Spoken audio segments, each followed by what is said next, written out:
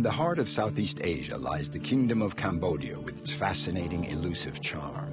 After years of turmoil and conflict, Cambodia is now well on the way to reconstruction. There's a yearning for peace evident in the revival of the ancestral arts, but also in the rediscovery of Cambodia's natural treasures. Here, there are people committed to a better life and to a new battle, saving the environment.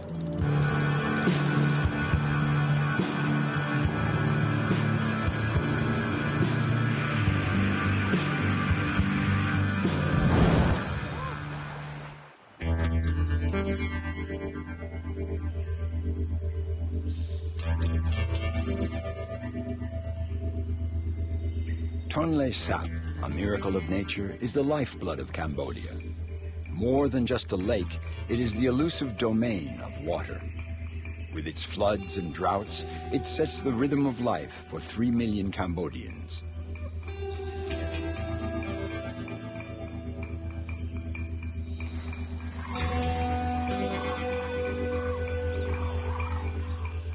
Orn Sao is a child of the lake. Water has always been part and parcel of his life. I have, in fact, always lived on the lake. I wouldn't know what to do on dry land. What's more, I know how to handle boats and skiffs. On land, they use bikes, scooters, and cars, and I don't know anything about all that. I don't know how to do the things they do on dry land.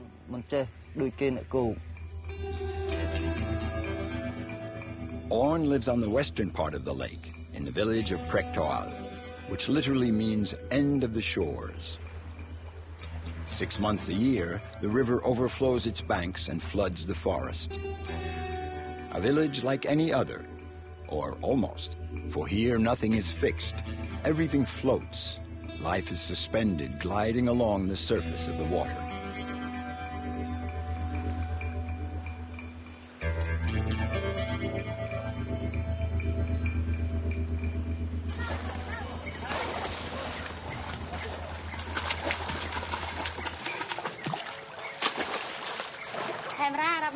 Camera, rabbit, that's enough. Get out of the water. I don't want to. We teach them how to swim, so they won't be afraid of the water later on. We worry they might drown. They start learning when they're 3 or 4 years old. It's so when we go off somewhere, we don't have to worry about an accident happening back home. Like children all over the world, they love swimming, but not bath time. It stings.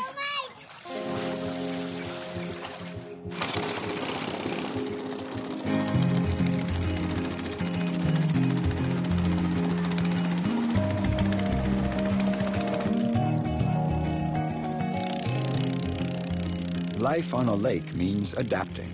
To go anywhere, you have to take a boat, even if it's just to drop in on the neighbors.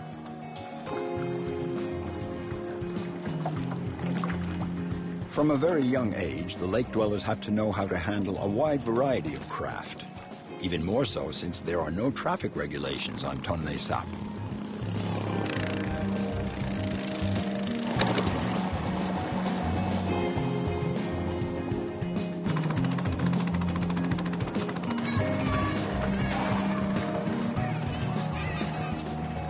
The village school is a very popular spot because it's the only place where the children can run.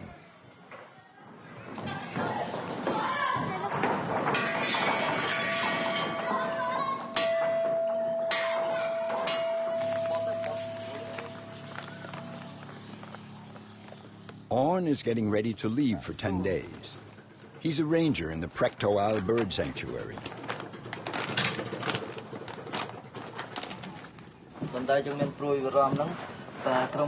My big worry is if my family gets sick during the night, there's no one to take them to the hospital.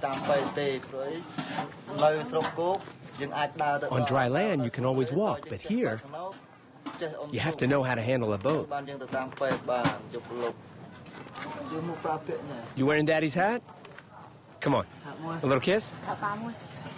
Today, Daddy's going away to work in the forest. I'm off. Don't worry.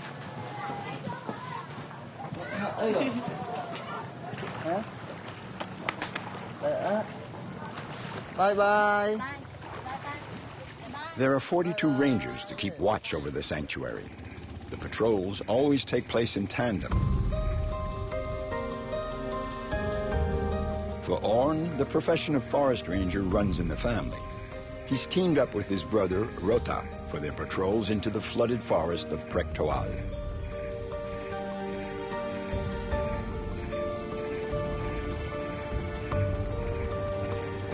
In 1997, the UNESCO declared Tonle Sap a World Biosphere Reserve.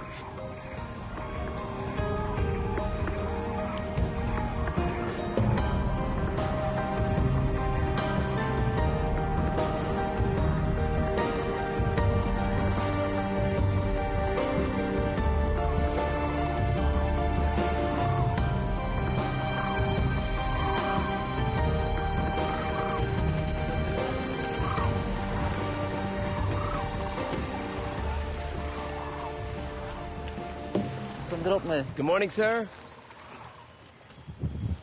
It's almost finished. I'm coming up now to give you a hand and to see that fantastic view from up there. The rangers have constructed a dozen such platforms. They're used to survey the zone, to count the animals. They also serve as base camps. Cool.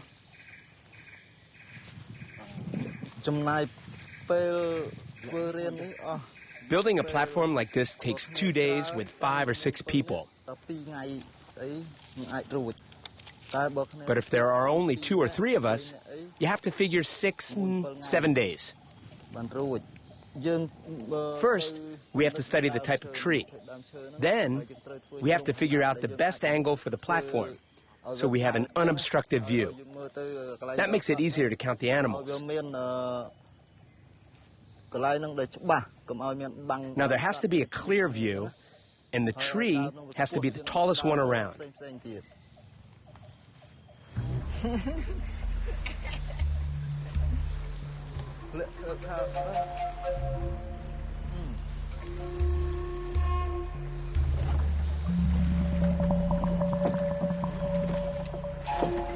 The two brothers cut the motor and row into the heart of the reserve to avoid spooking the animals and to spot eventual poachers.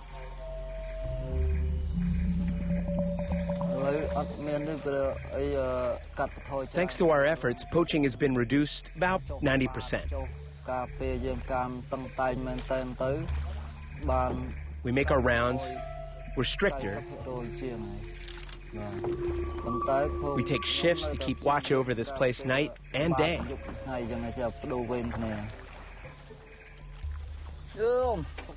Hi guys, how's it going? Great.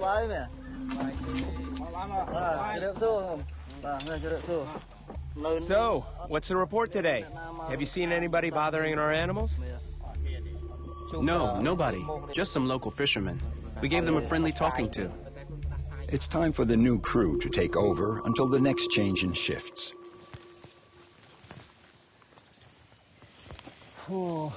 It's so hot. You take notes and I'll observe. Move forward. Check the Ferronella first. Wait, I'm focusing.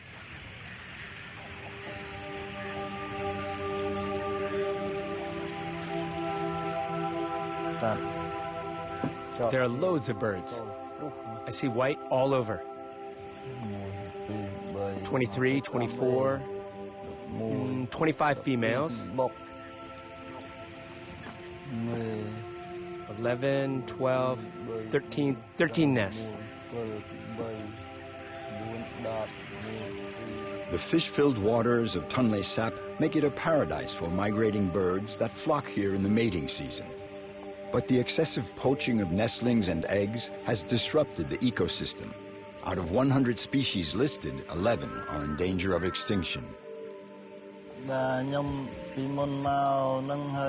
Before, my father and I used to poach animals for a change of diet, because we ate nothing but fish, and to bring in a little money. When we were poaching, we'd take everything. We would empty all the trees. There'd be nothing left, not a single species of bird. Then later, there were groups from the Ministry of the Environment and NGOs that came to inform people about endangered animals, to explain and educate us about the reproduction of species, because there were some birds on the brink of extinction.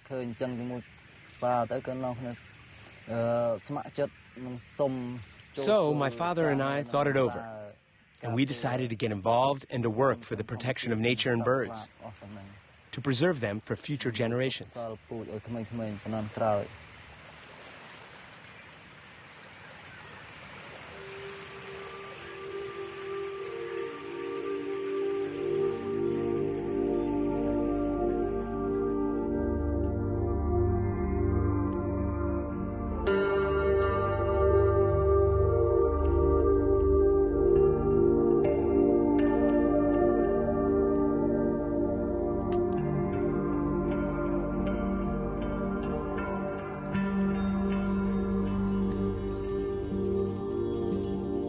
The lake is a source of life for the birds, but for the people as well.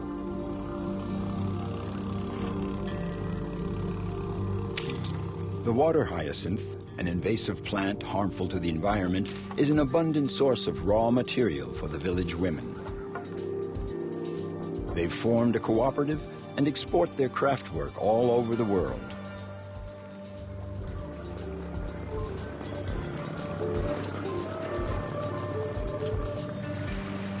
Fishing is still the main activity on the lake. It has allowed the lake dwellers to meet their needs since the dawn of time.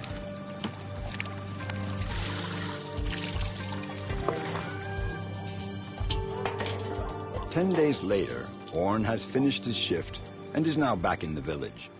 Hello, my friend. Hi, Orn. You haul up your nets? Yes. Can you sell me 20 or 30 kilos? I don't have that much. I'll take whatever you have. I have 12.5 kilos. Okay, go ahead.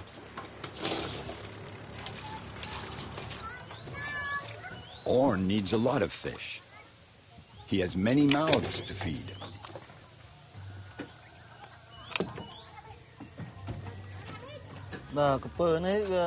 This fellow here is in fine shape. We have about 60 crocodiles in all here.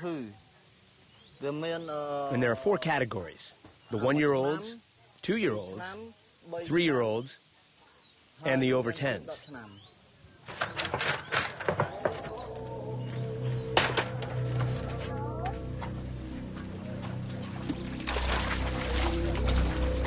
These crocodiles help round out Orn's meager ranger's salary. They're sold for their meat and for their skin as well. Orn started his crocodile farm about 10 years ago.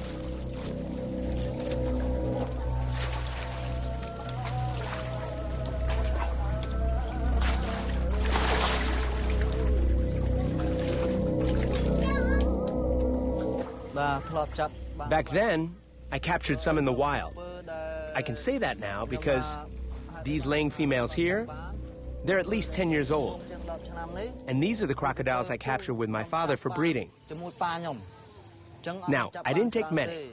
We captured 2 or 3, okay, well, 4 or 5, and we keep them for breeding.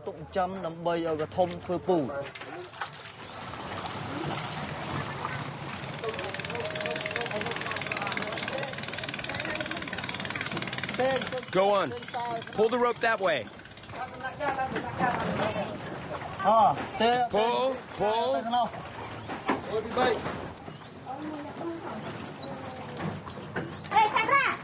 Hey, camera, come here.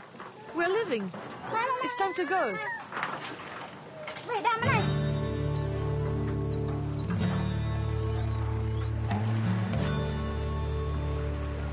Twice a year, they make the big move.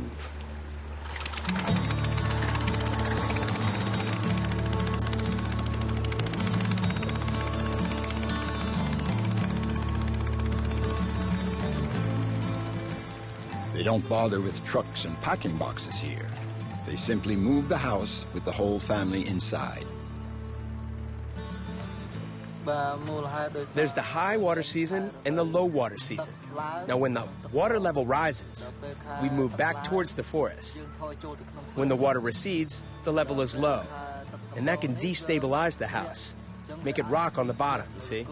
So we head for deeper water so the house doesn't get grounded.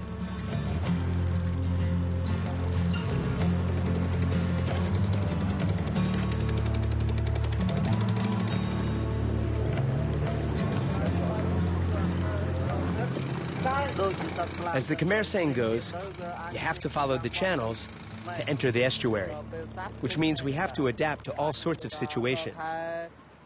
The birds do the same thing. In the high water season, they leave the lake. Then, when the water level drops, they come back to the same spot. This former poacher has radically changed the direction of his life. Protecting nature is his way of refusing to yield to fate. About 100 kilometers away, young Aman Nem also decided to challenge destiny.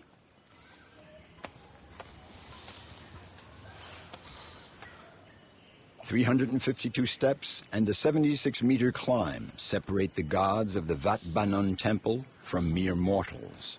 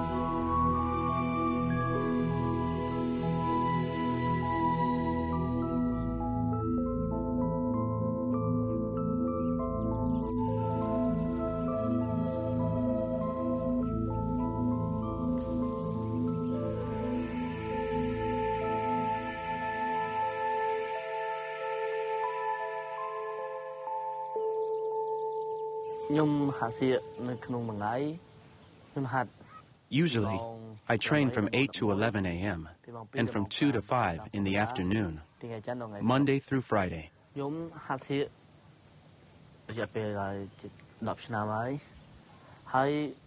I've been doing circus for 10 years. At first, your muscles get really sore. Sometimes your joints hurt. The training is hard, and it takes up a lot of time. You really have to persevere. The main thing is to stick with it for your own future.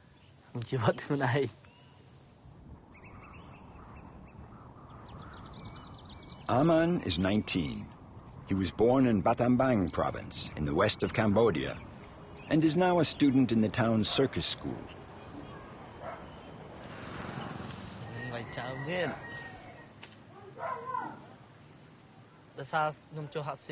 First off, I do circus because the Far Circus School is right near my house. Before, my family was in a bad way. We were poor. My brother was training then, so I would go watch him, and I saw that the school would give out cookies. So whenever cookie day came around, I would go train too. Aman goes home after each training session. His brother, Sopa, is also a circus performer. While attending the Far School, he was spotted by the National Circus School in Quebec. I'm beat. I've been at it all day.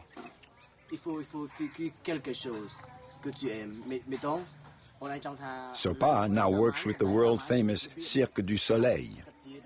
Between tours, he shares his experience with his younger brother. Here's the family photo.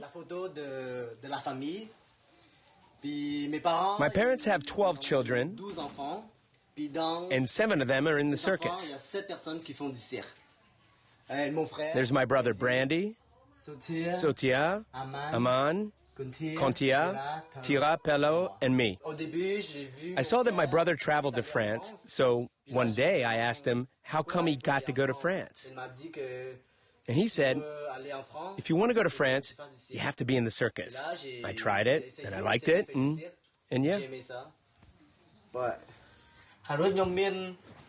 I feel like I have a lot of support because I have a brother in Canada, another who is a professional in the Siem Reap circus, and my big brother who's a good circus teacher. So I'm surrounded by family who can guide me in my choices. I would be very proud to be as good as them.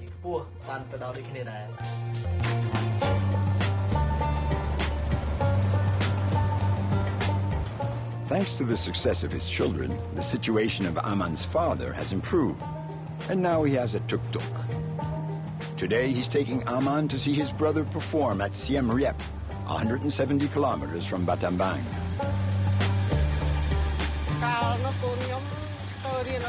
When my children started going to the far school, I thought they were just going to learn how to read and write, that they would be doing a normal program. I didn't know they'd be doing circus arts, and afterwards I watched their training every day because I was afraid they'd get hurt. I'm very happy to see my children doing so well.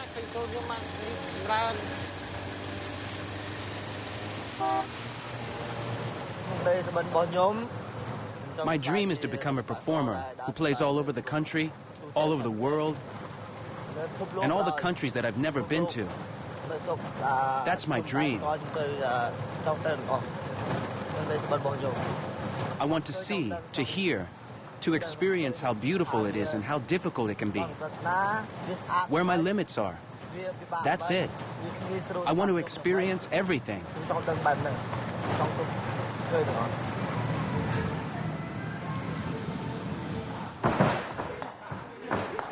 Every day of the year in the Siem Reap Big Top, the acrobats warm up before the show. Det Kwan is one of the 9 founders of the school that trained all these performers. At the beginning, we only taught drawing at the school. Then in 1996, we started a music department. And then in 1998, we started the circus school. The idea was to help the street kids, the vagabonds, the poor children, and give them the chance to learn an artistic profession.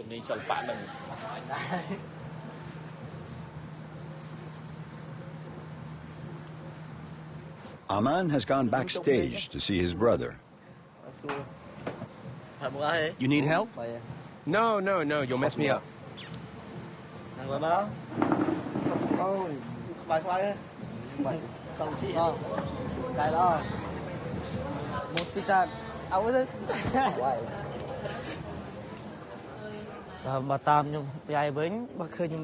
When I see how talented my big brother is, I'm not jealous of him. On the other hand, when I see the others, I want to do better than them. But when it's my brother trying out something new, I want to do just as well. But it's not in a spirit of competition.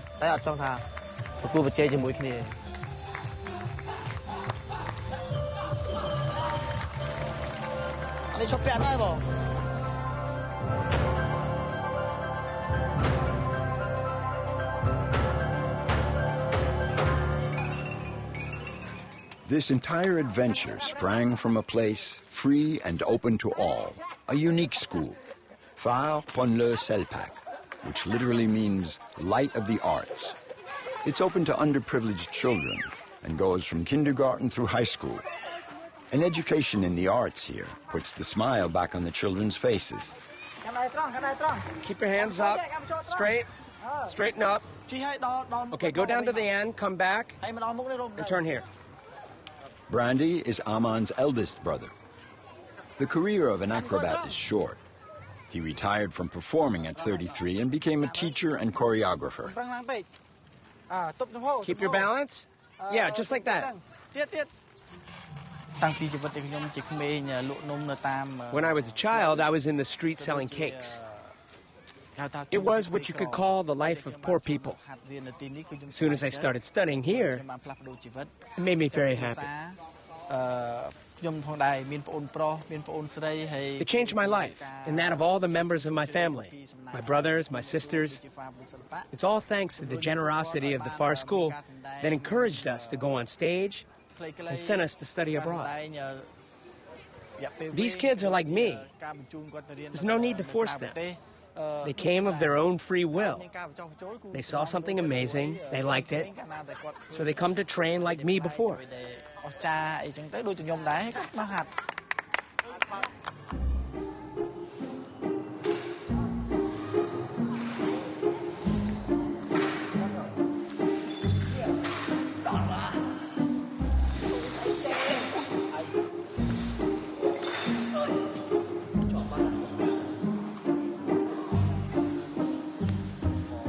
Learning the profession means sweat, sacrifice, and injuries. On stage, there's no harness, no nets. These athletes are entering a high-risk profession.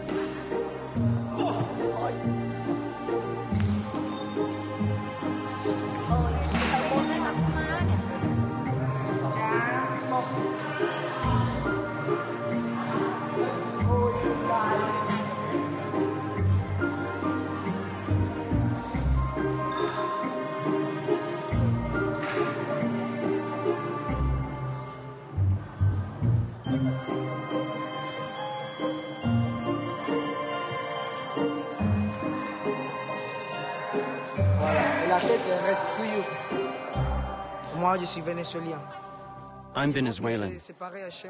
I think that it's the same where I'm from. Both are countries that are not rich, so I can really understand. You always have to have the dream, the motivation to go far.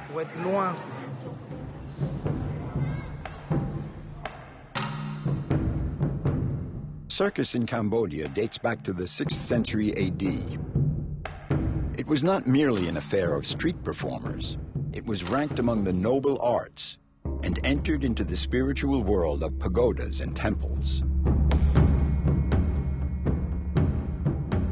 The totalitarian Khmer Rouge regime tried to put an end to everything that recalled the divine and the kingdom. Very few dancers capable of teaching the age-old gestures of the apsaras survived. Here at the Far School, they are reviving these arts that nearly disappeared. The memory of the circus is also engraved in the Holy of Holies, in the temples of the ancient kingdom of Angkor.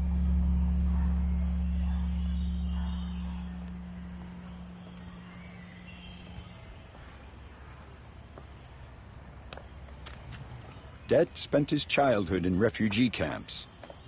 The arts have allowed him to heal the wounds of war. For 23 years now, he has devoted himself to the revival of his country's ancestral arts. This section here illustrates the circus in pre-Angkor times. Was the circus the same back then as it is now?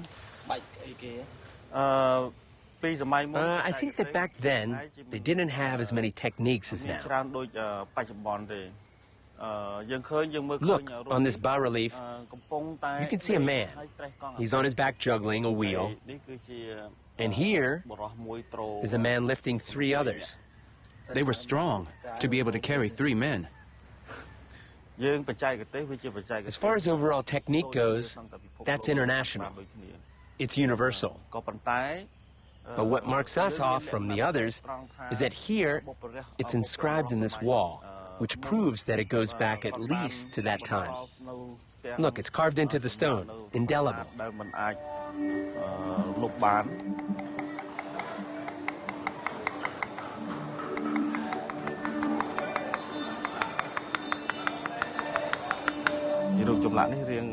This bas-relief is kind of damaged, but even so, you can see the detail of the sword swallower.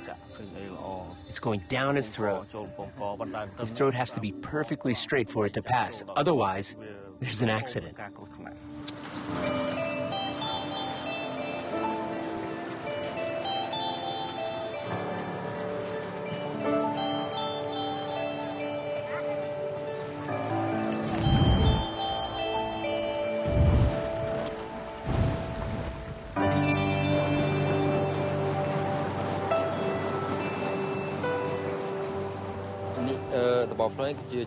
My specialty is the fire staff. I didn't know the first thing about it.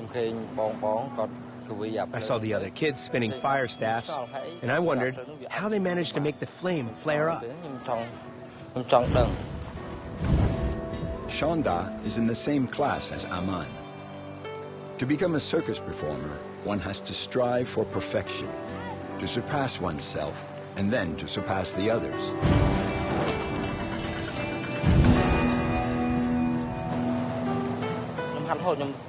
I practice all the time, even at home. I take a normal stick with no flame, and little by little, I got to be comfortable with that.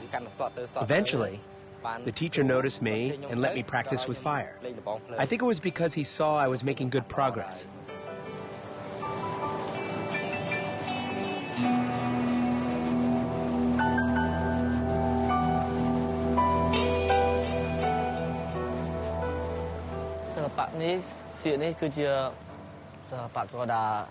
The circus is an art that dates back to ancient times.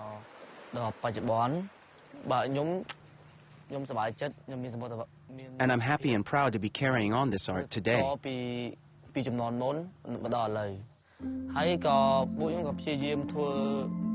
We work to improve so that it continues to evolve, so that people here and abroad realize that it is a beautiful art form.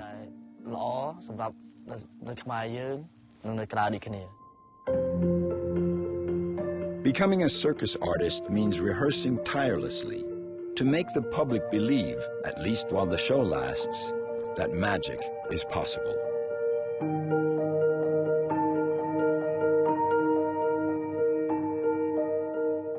With their bodies as their only instrument, they prove to us that dreams can become reality.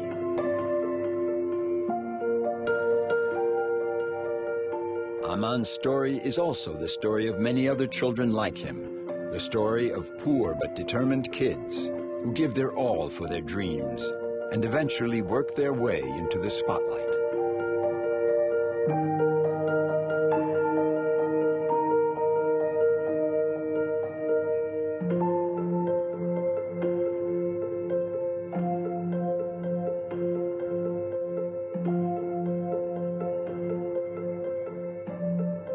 Present-day Cambodia is resolutely turned towards hope and the future.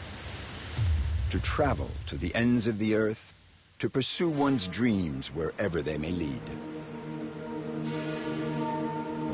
The idyllic shores of Cambodia are the unexpected scene of an extraordinary adventure.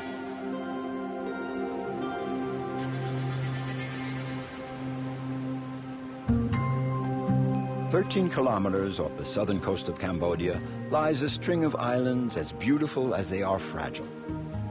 Beneath the surface of the water, marine life is suffering in silence from the damage of illegal fishing, which is rampant here.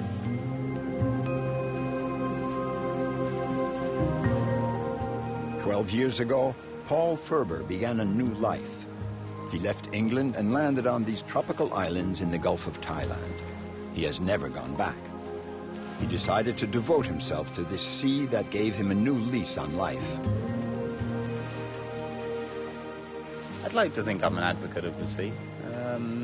When you see something that's wrong, you have to try and do something. You have to try and do something to make it right. So the aim being here is to protect all of the ocean, to bring it back, to make it what it once was, which you're probably looking at a couple of hundred years before that happens. It'll never happen in my lifetime, but if I can actually just bring it back to a point where it's a healthy, functioning ecosystem, and it will do the rest itself.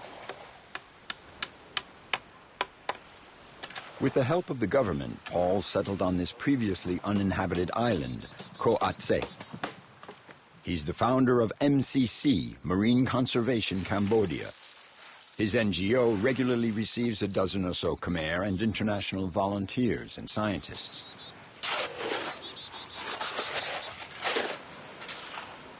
In order to protect the marine life, they designed a system of reinforced concrete towers. Everyone lends a hand for the work, even Paul's son, B. B, you know why we do this?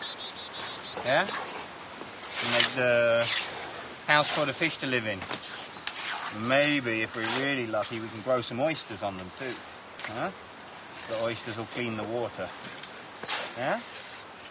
We put some seagrass. The seagrass is very good. Yeah, the seagrass around them, yeah? Okay. Pretty good, huh? 4 years old, and the first thing he says is, can we have seagrass too, because it cleans the water? 1, 2, 3.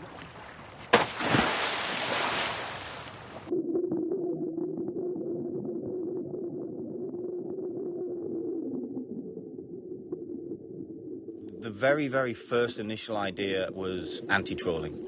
Trawling is such a horrific and destructive way of fishing. It's like cutting down all of your fruit trees, you know, just to get one harvest. So the idea was to create something big enough, heavy enough, and stable enough to stop trawling boats. They can almost be like little miniature natural aquaculture units. After 2 years, there would be able to be a sustainable harvest. So at least one block would sustain one family with collecting oysters. Mussels, we can grow them in there. You know, it's not just about making the ocean beautiful again. It's about making sure that all of the people out there have something again.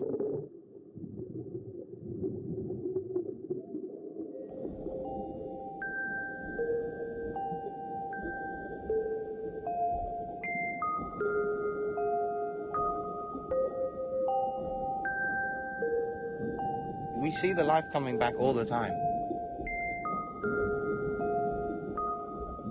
The first changes were very slow.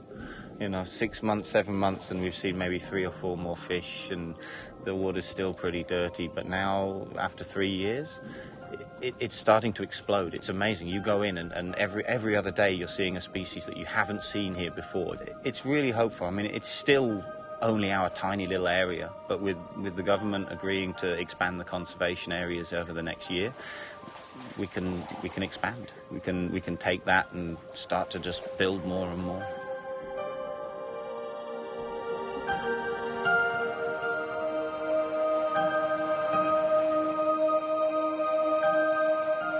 Life on the island unfolds to the rhythm of nature and the activities of the community. Paul now lives permanently on the island along with his wife and 5 children. The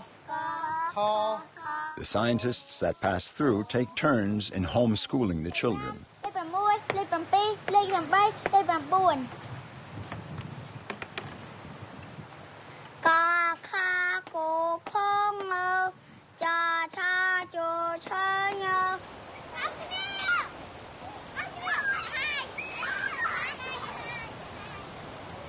Delphine Duplain came here from Quebec 2 years ago. She's in charge of mapping the project. Here is the island of Ko Se. Here is the dock and the reef, and the protected area where we'll place the blocks, a zone 500 meters by 150 meters. There'll be a block placed every 50 meters. These underwater towers will be like sentinels all around the island. You can't see them as you would see them on the land, but the fishing boats will realize right away if they try to sail in here. It's like an invisible shield.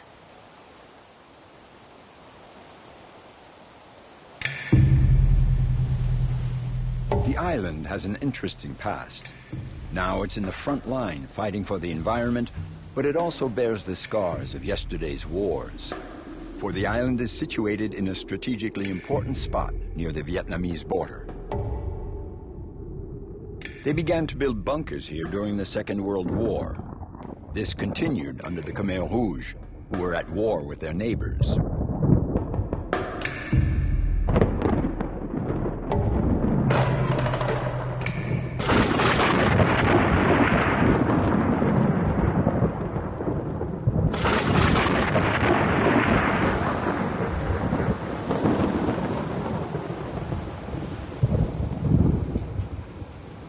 come to the pier often at night. From here I can tell exactly where the boats are from the noise of the engine. I can tell what type of boats they are because we're attempting to stop the illegal boats that are destroying the area. When we first started here, you could literally feel the noise on the island. You'd feel it through your feet. The island would be shaking with the noise of the boats. They were so close, big, and it was every night. Now it's decreased a lot. If we were to hear an illegal boat now, the first thing I'd do is inform to the Fishery Administration. Then we would inform to the police. And depending on their answers or whether they can do anything depends on whether we would then go out to tackle that boat. Paul watches over a zone of about 80 square kilometers. He records each one of his interceptions. And sometimes they have to get tough. Yeah, 2 sets of trawlers straight through the middle of Cambodia. Here he is here, one over here, 2 more over there. Cambodia's territorial waters have been ravaged by illegal and destructive fishing methods like trawl nets, dynamite, and electricity.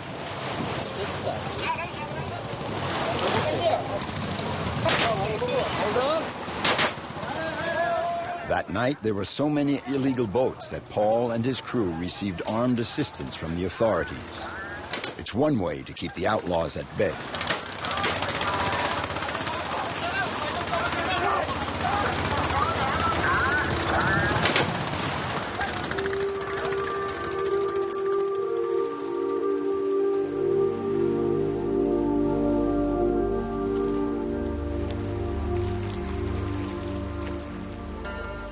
At dawn, the horizon is once again calm. It's time for the local crab fishermen to haul in their traps.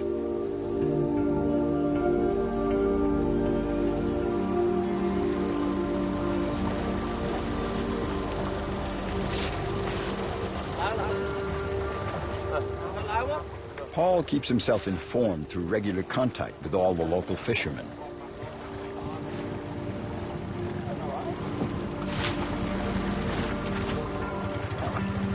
They're doing pretty good. All the crab in here.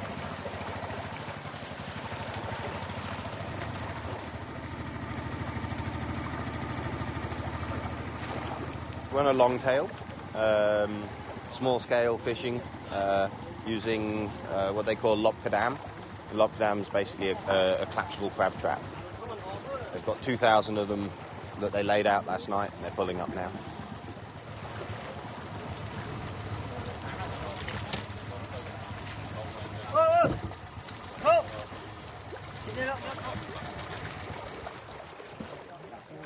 Something cut the line. There was 1 or 2 damaged traps. But every time they lay their traps, they don't know whether when they come back to pick them up, those traps will still be there. When the trawling boat comes through, most of the time they just don't care about the small-scale fishermen. So there'll be a line of traps underwater. As their net comes through, it catches those traps. When they pull up their net, they could be 3 or 4 kilometers away and they've dragged all of that fishing gear to there. It's got damaged along the way, and then once they do pull it up, they'll just have some ropes and some traps and they'll just cut that. They don't want it, they don't care about it, they cut it and throw it back in. We really want to support these guys because this type of fishing gear is very, very sustainable.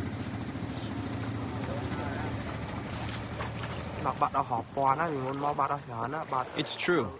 I myself have lost thousands of traps, especially over there. There are little fish and crabs, but when the trawlers come through, they just rip up everything, even the coral.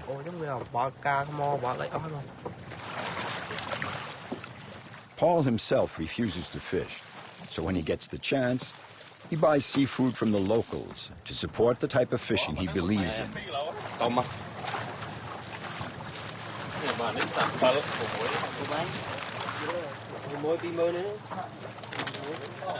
Up and turn it.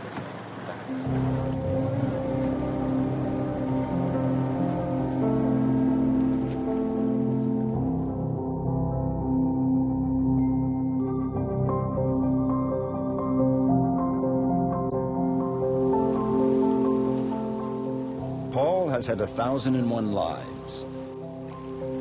He attended police school. He has worked as a mason. He was a stonecutter, florist, tree doctor, first aid worker. When he became a diving instructor, he saw how urgent it was to save the sea. He was a trailblazer in creating Cambodia's first marine sanctuary.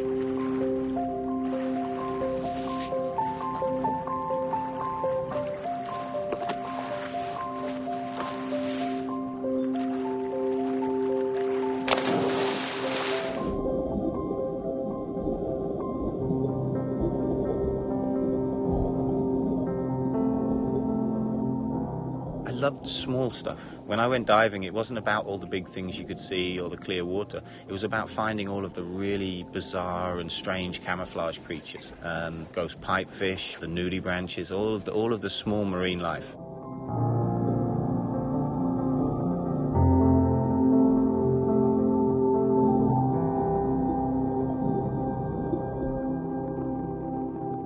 A creature right out of a page of mythology has riveted Paul's attention.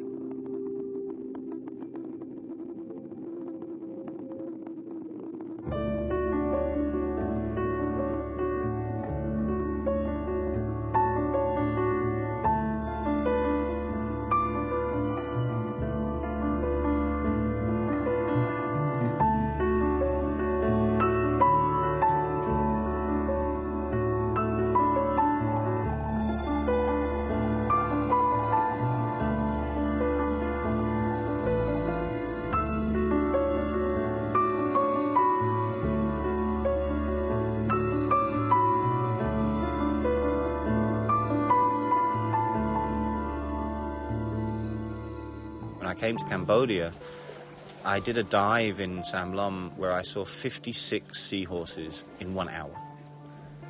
4 different species, and from juveniles to big, beautiful, colourful adults. It blew my mind. I had never seen anything like it. And I started to video them, photograph them. I used to go out every day. That was all I did. I just every time I went out, just go to see the seahorses. Paul is one of the rare specialists in seahorses, this unique species where the male bear the young. Some of them have been marked, so a cleaning is in order to identify them. Even though it has survived for over 40 million years, the seahorse is now besieged by many dangers. It is a much sought-after remedy in traditional medicine. People attribute all sorts of powers to it on account of its strange looks. And then, for whatever reasons, the trawling fleets from Sinukville, and including a few Vietnamese boats which came specifically for the seahorses, just started to trawl all of those areas. So I would go down to see a seahorse I'd been filming for a month or 2 months, and there was nothing. There was no home. There was nothing. The sand was bare. I remember seeing a little purple one all crushed. It had just been crushed, and they destroyed everything that I loved. So that's pretty much how MCC started. They destroyed the areas.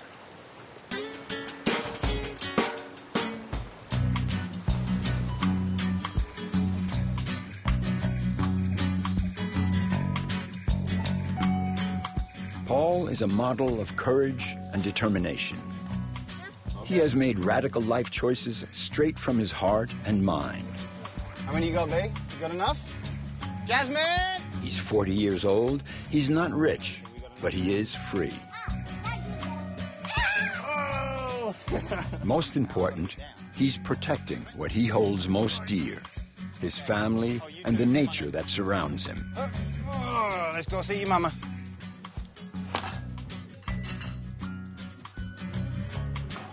Not already yet, see? 2 or 3 days and can eat, okay? My feeling for my children, I see that there's so many things that are wrong with the world. And the biggest one is that we destroy it. We destroy it every day. And kids are taught in schools and in just through the TV and magazines to aspire to so many things that really are just not that important. The latest fashions and who's got the best trainers and, you know, fantasy stories about things that just are completely unreal. I want them to grow up with an appreciation of the earth and a connection to it, and a connection to nature that allows them to be change makers, you know. I hope that I instill in them enough of the importance that unless some people stand up and start to do something to change, then nothing will change. The world will become darker in their lifetime than it ever has in mine.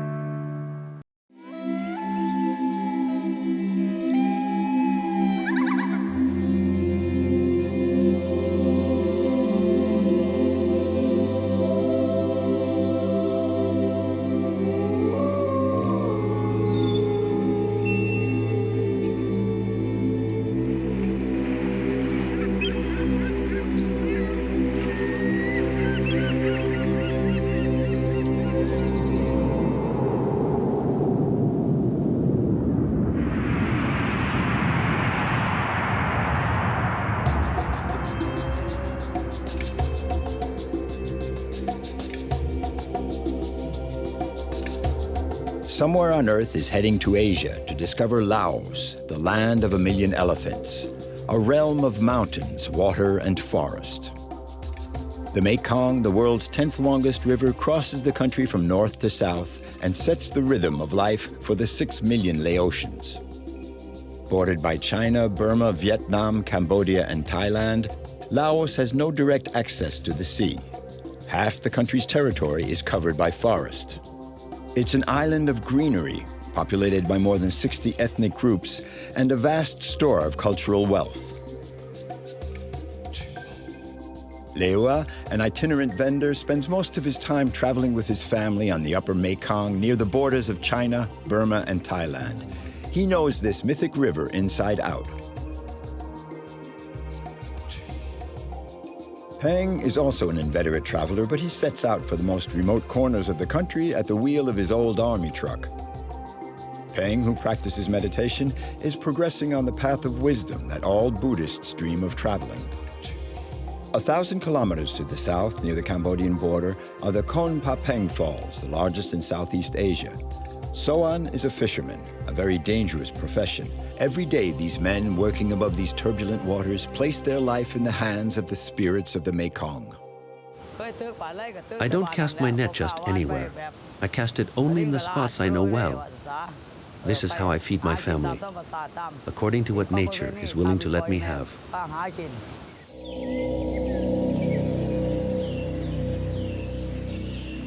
After its involvement in a global conflict, Laos, one of the most heavily bombarded countries on Earth, was long isolated from the rest of the world.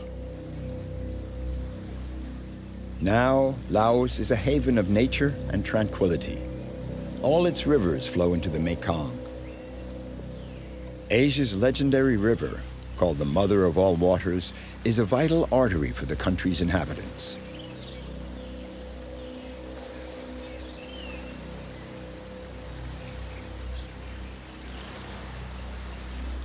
Leua is a sailor of the Mekong. There are many dangers on the river. At each tricky passage, he has to check out the pitfalls. I've come down to check the water level this morning. I'm wondering if my boat can make it through here. There are rocks, a lot of rocks. and there's not much water depth for the boat. So no, I won't come through here. It's impossible.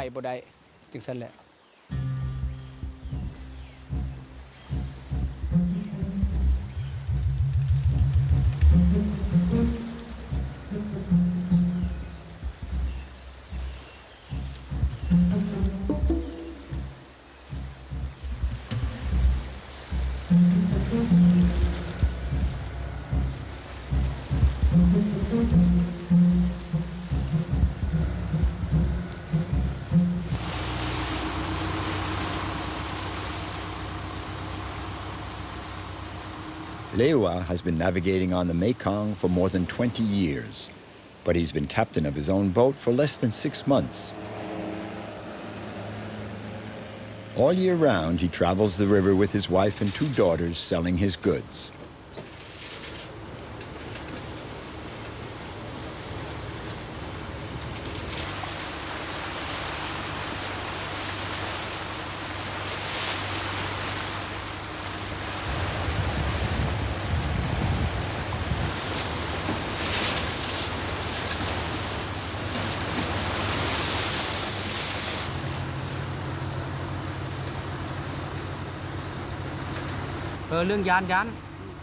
I've had some very scary moments. I always have to be really on the alert. If I don't pay attention at all times, I could have an accident. With the rocks, the slightest error and the boat sinks. If I'm not sure, I prefer not trying to go through. First, I have to check that the rudder is working well. If I'm not in control of everything, I'm taking a risk. It's dangerous here, and I'm putting my family in danger.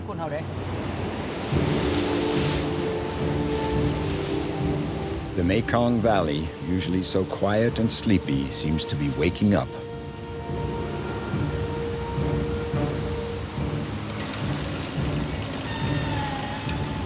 Leua at the wheel knows that the slightest error in piloting means a shipwreck.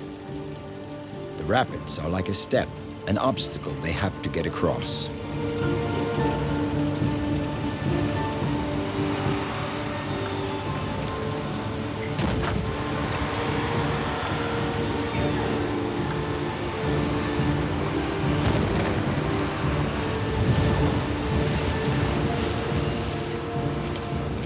He's pitted against the river in a dogged struggle. The boat is practically at a standstill.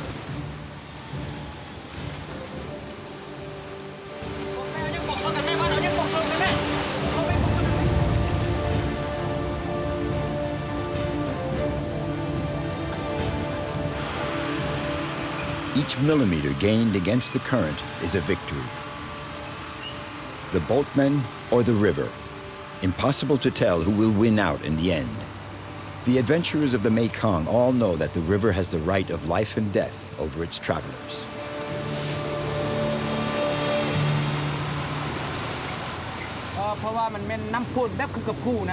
It's like a mountain torrent. There's a lot of current. Right here, the water accelerates. The current is very, very strong, and it's hard to make any headway. The river is powerful.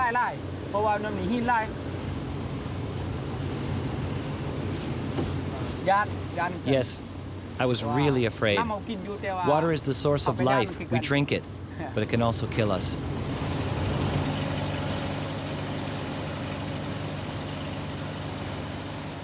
Leua crossed 4 sets of rapids that day, each one a moment of anxiety.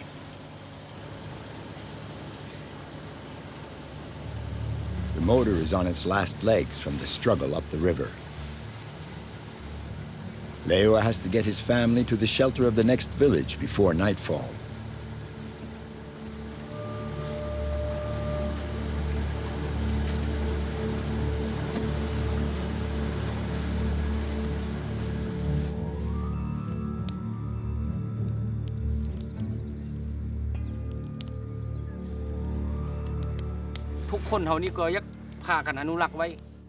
We should all respect the Mekong. People shouldn't be dumping everything into the river. We drink the water of the Mekong. If no one protects the river, it will stay dirty. We should all respect it. It's a nurturing mother for us. The river was here before us. It gives us a living. Everybody here should take care of it.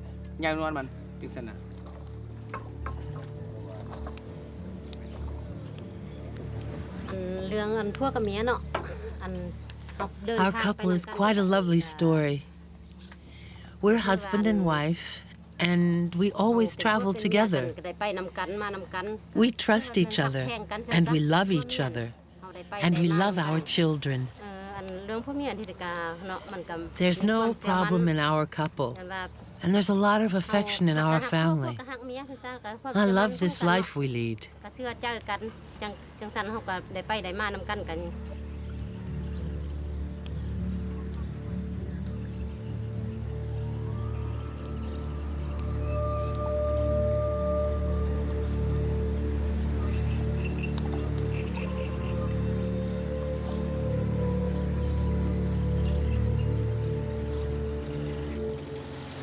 Leua recently bought a 20-meter longboat.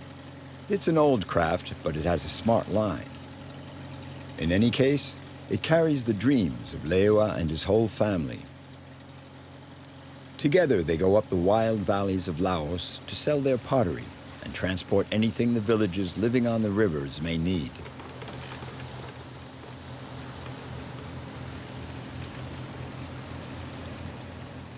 Leua knows all the secrets of the Mekong. There are no markers on the river.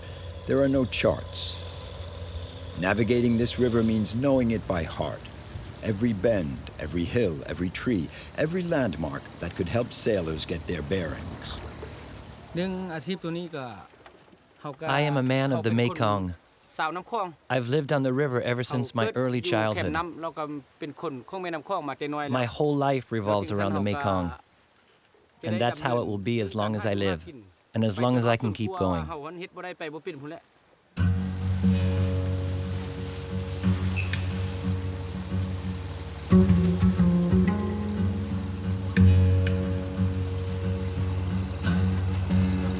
The machinery tires quickly in this sweltering heat. Leua has to take care of the motor, for the trips last several days.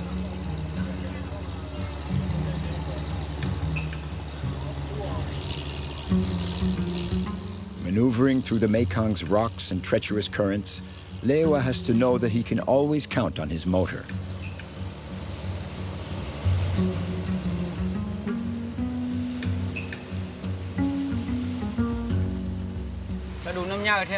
In the rainy season, when it's high water, the rocks are really submerged, so it's easier to navigate. But right now, it's the dry season. The water is low, and it can be dangerous.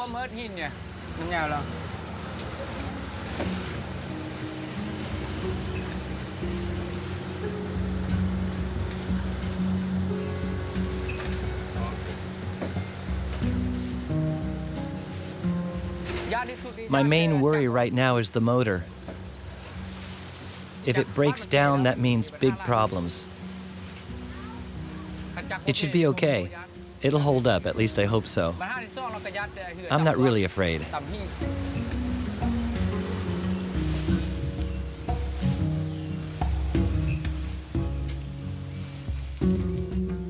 The boat continues its ascent of the dusky waters of the Mekong towards the north of Laos. There are no roads or trails in these remote regions, so the only way to reach the isolated villages is by boat.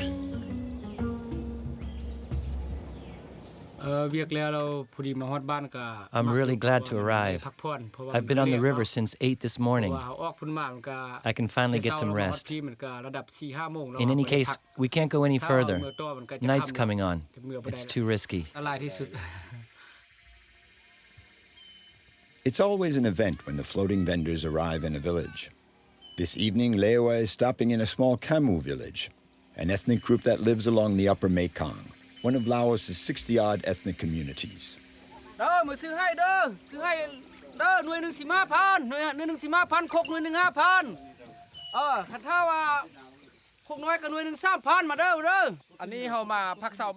spend the night here in Ben Wain.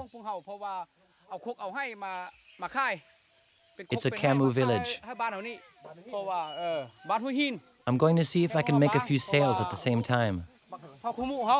I really know this place well, and there haven't been any vendors here for quite a while. This is one of my regular stops. There are so many villages along the Mekong. The villagers buy my jars and use them to make their beer and rice wine.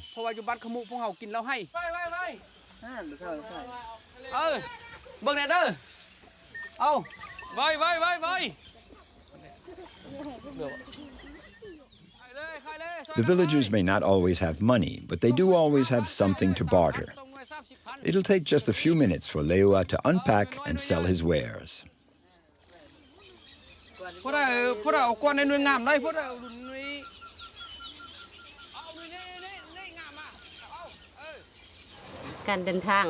I really like traveling.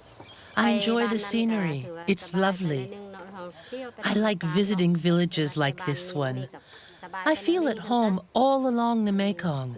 I really feel at home. Navigating is our way of life and our livelihood.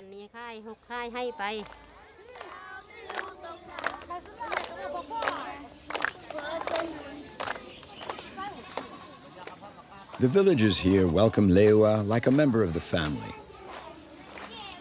Hospitality is one of the cornerstones of Laotian society. The slightest occasion becomes a good reason to break out a jar of the traditional beer, a Camu specialty.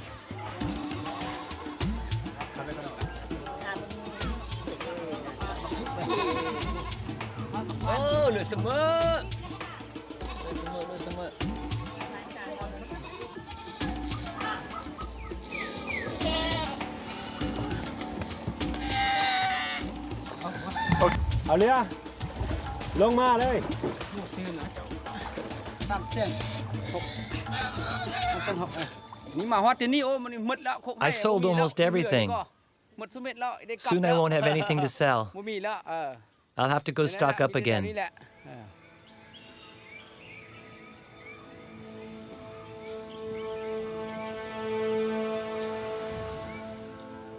The lights of the Mekong exercise an irresistible attraction on voyagers.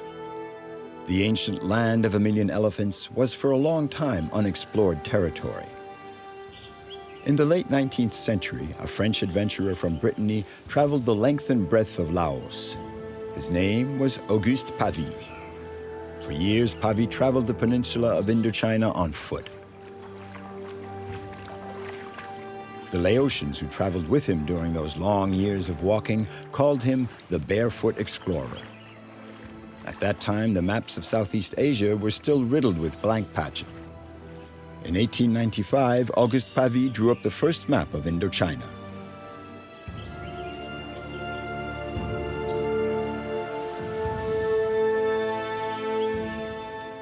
He had a particularly tender eye when photographing Laotians. At the end of his life, Auguste Pavie, forgotten by history, wrote in his memoirs, "I knew the joy of being liked by the people with whom I stayed."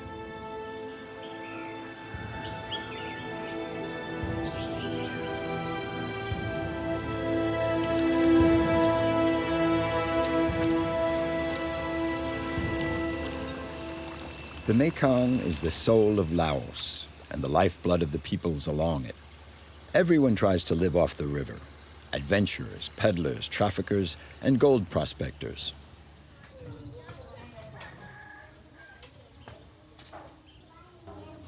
In their village near Luang Prabang, the former royal capital, Leua and Boavan turn out hundreds of pieces of pottery.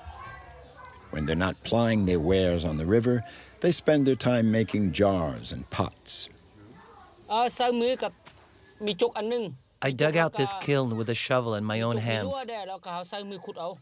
It's 5 meters long, and the hearth is 3 meters down. We can fire 700 pots or 300 jars at one time.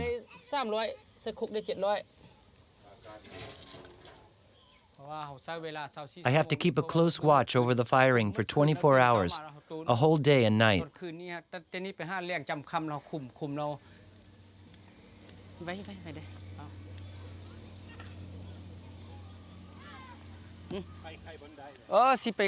So, we're off again. We're going up the Mekong to the north to sell my wares. This is my profession. It's how I make my living.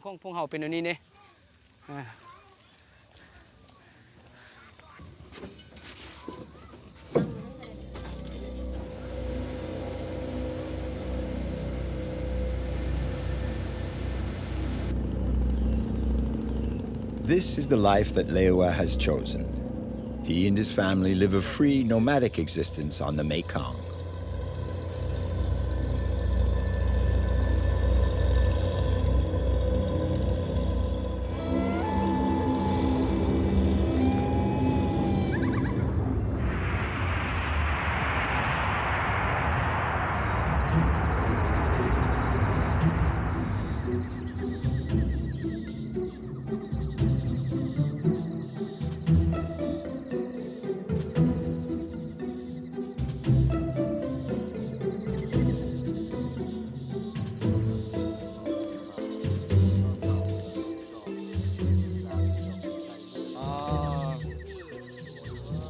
Pheng and his uncle Pao are partners from way back.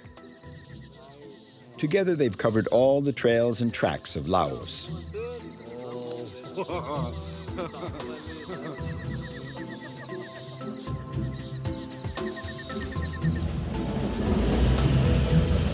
Their work tool is an old Russian truck.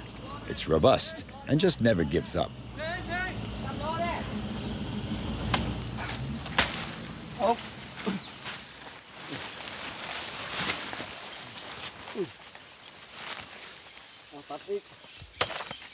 Today, they're taking on a load of banana tree trunks.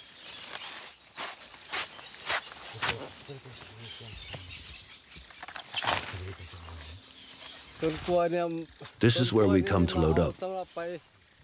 We'll take these trunks to the elephants. I have an elephant too.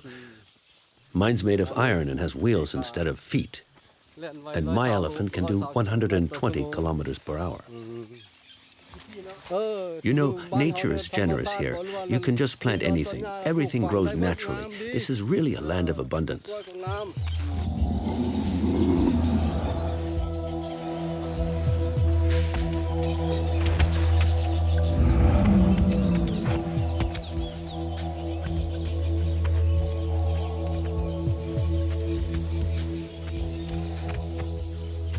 The elephant is the symbol of Laos.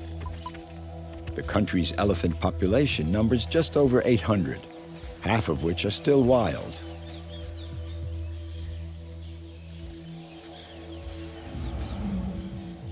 The Asian elephant was domesticated by man over 4,000 years ago. The Maots are the elephant's masters, the only ones capable of controlling the instinctive power of these impressive animals. Even today in Laos, these giants of nature are still used for work in the forests. Each elephant has its own personality. It's a sensitive animal and can understand more than 50 commands.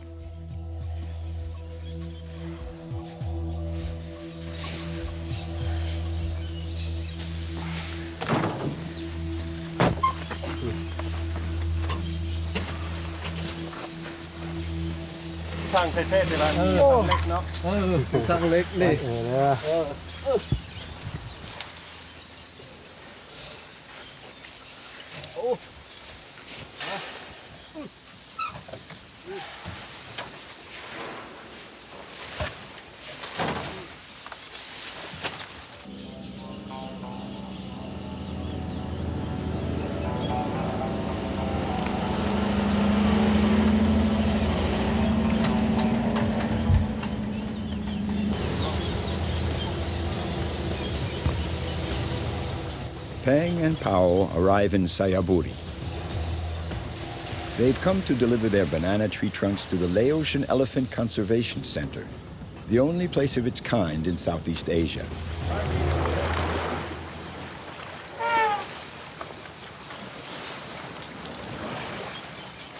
Here at the Conservation Center, a team of veterinarians takes care of the animals. They free the females from their work in the forest so that they can raise their young for the first years of their life. The domesticated Asian elephant is a fragile animal. Its low rate of reproduction makes it an endangered species. In Laos, the elephant is called the cousin of the clouds, maybe on account of its color, but surely because it loves water so much.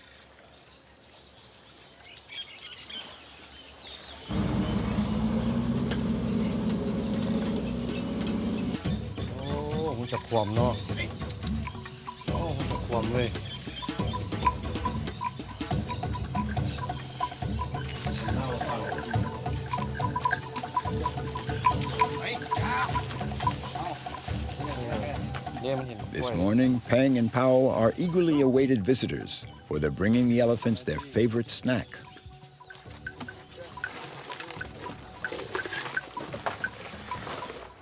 According to the popular beliefs in the eternal cycle of reincarnation, the elephant is the final stage before becoming man.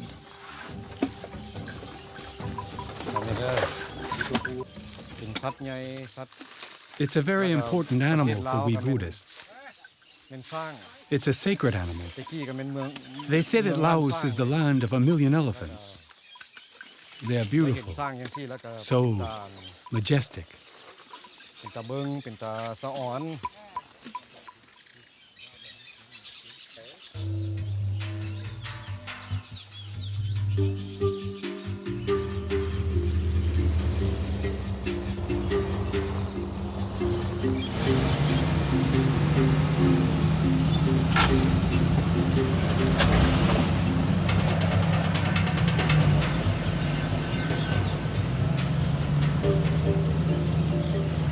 Pheng is back on the road. For a long time, his truck was used by the Laotian army for troop transport. Seeing it eat up the trail like this, one could say that this truck is a sort of resume of the recent history of the country, a collateral victim of the Vietnam War.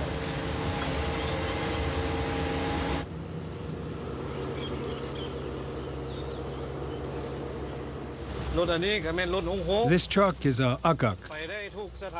We can go anywhere with it. Up mountains, across rivers. It never gets bogged down. On tough trails, it can take up to 2 tons. But it's hot inside the cab, especially in this season. It's an oven. There's no air conditioning. It's a Soviet truck. It's all pretty complicated. An old truck, but it's unstoppable. The seat in the cab is directly above the front wheels, so I'm getting bounced all around all the time. It's not easy to handle.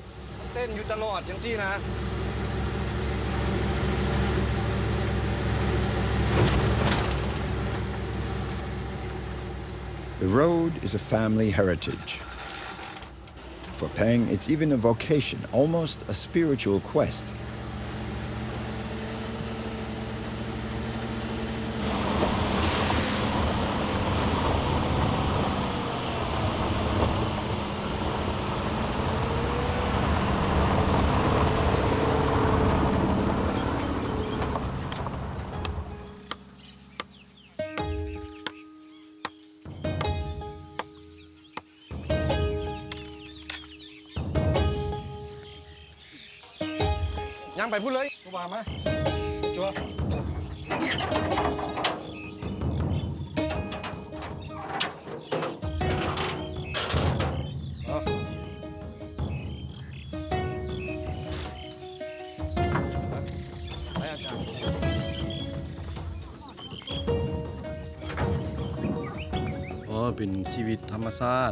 It's a free life.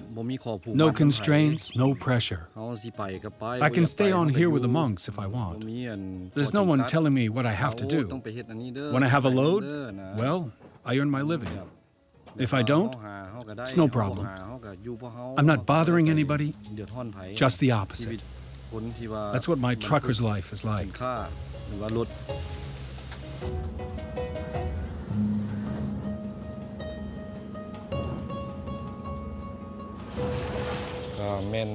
I live from day to day, and mostly I try to live according to the rhythms of nature and the passing seasons. I try not to bother others, and I don't want others bothering me either. I am striving to make my heart pure. He who is at peace with himself eventually manages to be at peace with others. He purifies himself. He develops and evolves.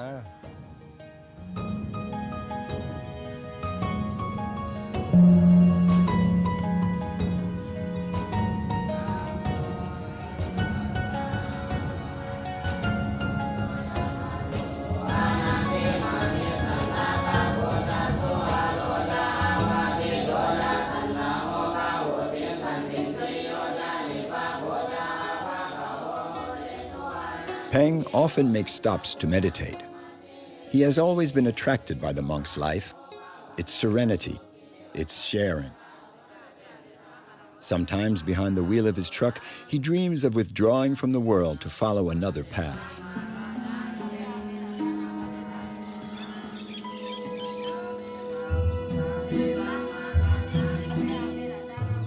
In Laos, a man can choose to devote several years to a spiritual retreat and to live the life of a monk before coming back to society.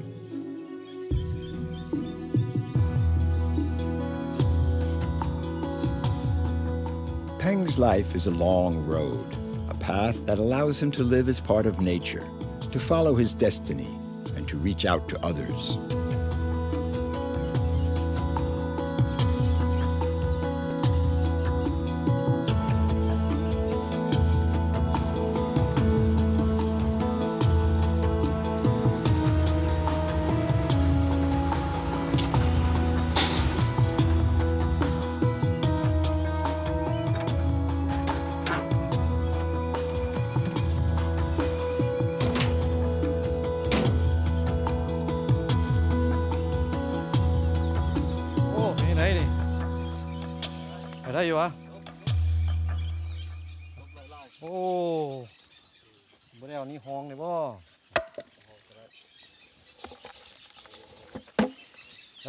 Now we can get across. I'm an old hawk driver, and I'm good. I learned from very skilled drivers. When you're going uphill, you have to know how to help the motor. Go easy, work the brakes, know how to use the four-wheel drive.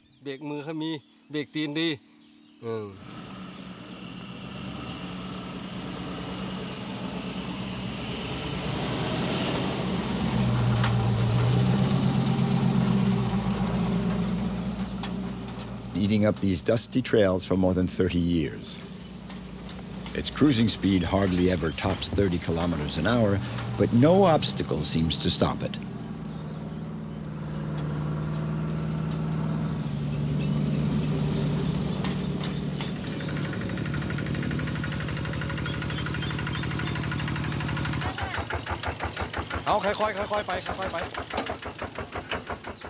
In the mountains of Laos, time seems to stretch out indefinitely. Pheng and his uncle have been on the road for more than 3 days, and their morale is still as solid as a rock. We've got a little problem with the truck, but it's nothing serious. We'll take a look at it.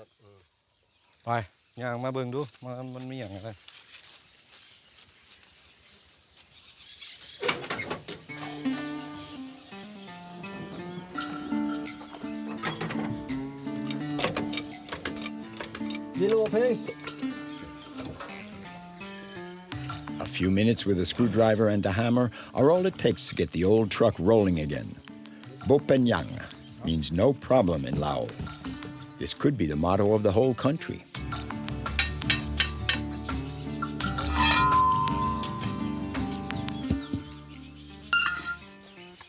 Bo Pen Yang.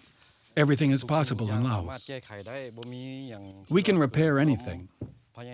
With a good dose of determination, we can do anything. And with a bit of patience, we get what we want. Here in Laos, we try to keep life simple. But you can't just say, Bo Pen Yang. If you don't take action, nothing will happen.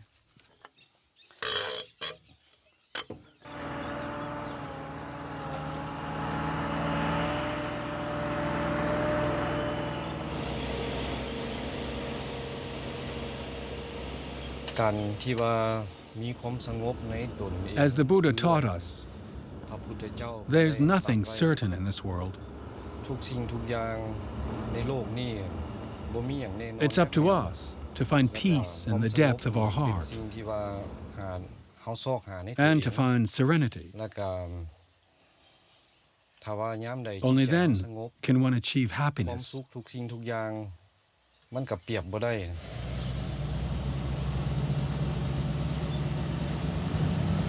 Pheng is fully aware of the risks of the road, but he has faith in his karma, this principle of Buddhism that says people's lives depend on their acts and their past lives.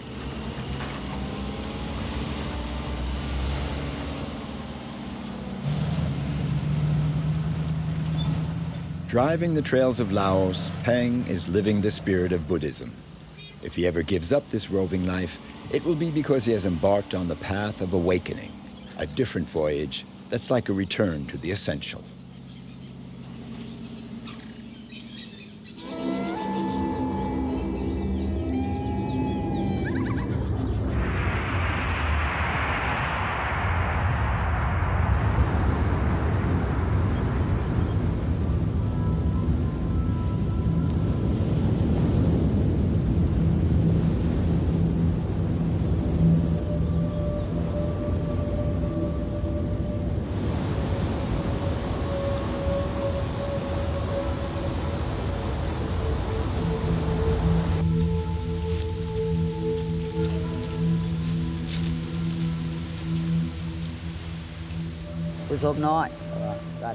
We're in Pheng.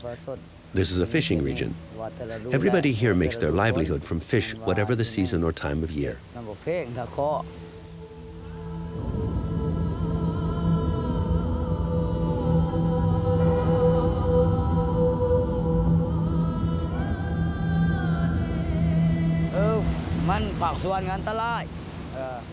There are some very dangerous spots here where I don't dare go, where nobody goes. I don't cast my net just anywhere. I cast it only in the spots I know well.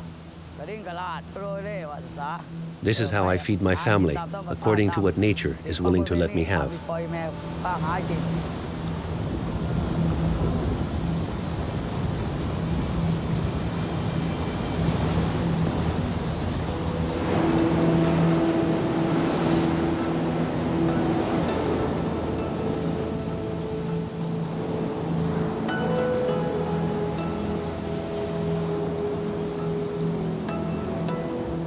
For more than 30 years, Soan has been casting his net into the turbulent waters of the Mekong. Kon Papeng in the extreme south of Laos are the largest waterfalls of Southeast Asia. Here, fishermen brave their fear to cast their nets in the eternal combat between man and river.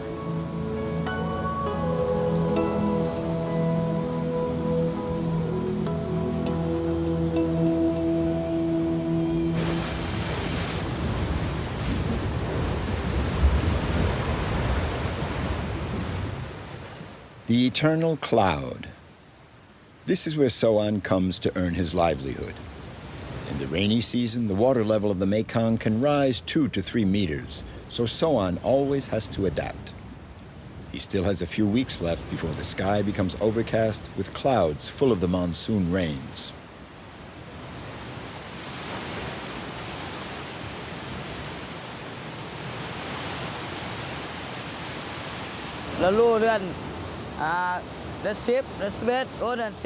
The high water occurs in the 9th and 10th month of the year.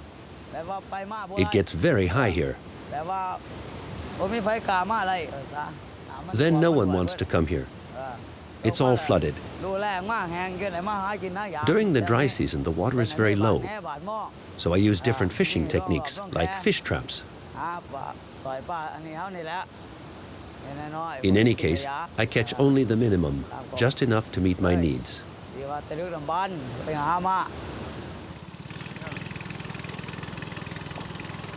Soan heads back to his village through the treacherous currents. Every time he goes fishing, Soan has to cross the Mekong. He doesn't have his own boat, so he counts on other fishermen, and has to pay for each crossing. Upriver from the falls, the Mekong gives an impressive display of its full might. Here, near the border with Cambodia, the Mekong widens into an enormous inland delta. The 4,000 islands form an incredible labyrinth of land and water. We're very close to the waterfalls. We're okay right here. There's no danger, but we have to be prepared for anything, especially if the motor breaks down. You always have to have an oar in the pirogue. Right now, the current's not very strong here. It's all right. But if we break down, we'll have to row.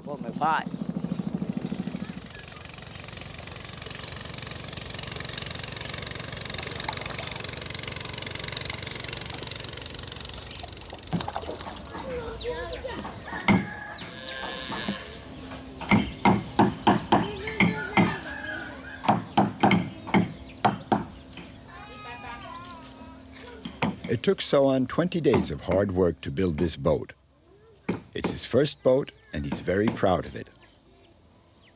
This little craft will change his life. Soon, he'll no longer have to count on others to cross the Mekong. But before he launches his boat, Soan has to keep an important rendezvous with the river spirits.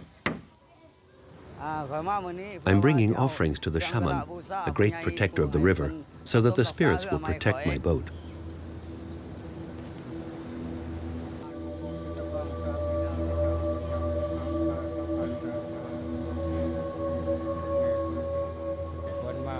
In Laos, the basi is a ceremony that seals the destiny of people. The shaman recalls the 32 souls that each human being possesses. The basi is a way of drawing to oneself the positive influences of the spirits.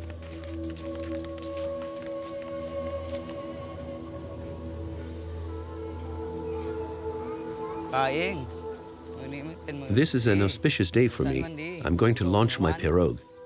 This means a new life for me and my family.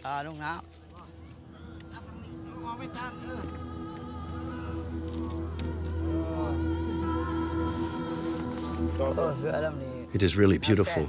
I love this boat. It's very well built. I really like it.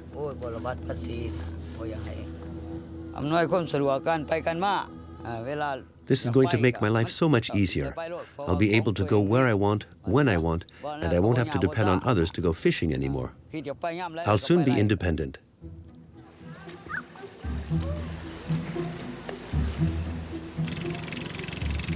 When he has enough money to buy a motor, Soan will be able to navigate on the Mekong with his own boat.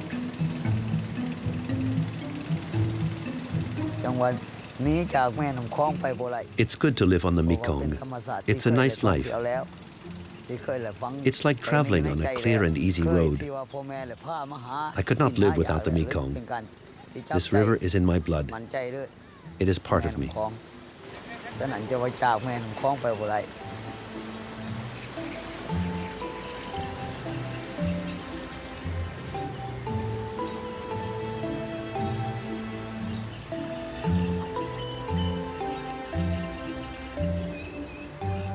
The Mekong is a legendary river.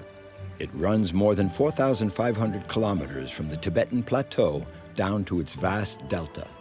It crosses all of Laos, Cambodia, and the south of Vietnam. The Mekong also borders Burma and Thailand. The lives of 70 million people depend directly on this river, the 10th largest in the world.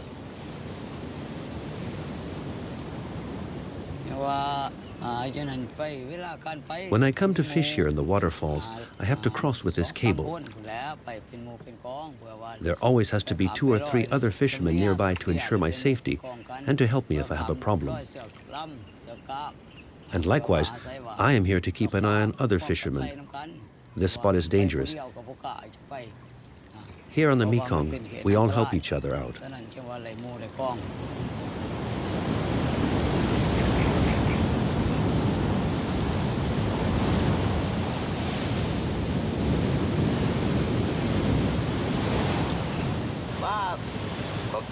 We catch carp, catfish, all kinds of fish.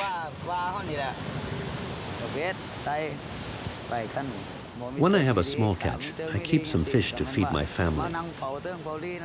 When I get a big catch, I go sell them so I can buy gas. But even more important, I can pay the fare to cross the river on the boat.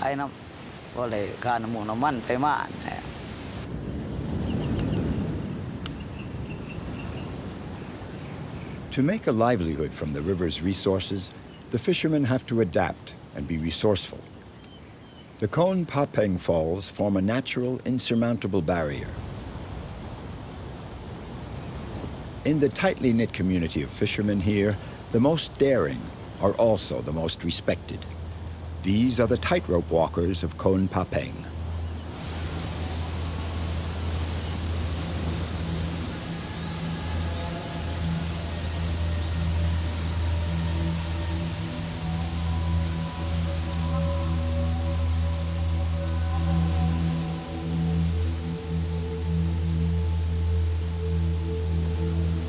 The power of the Mekong dominates this wild, untamed landscape.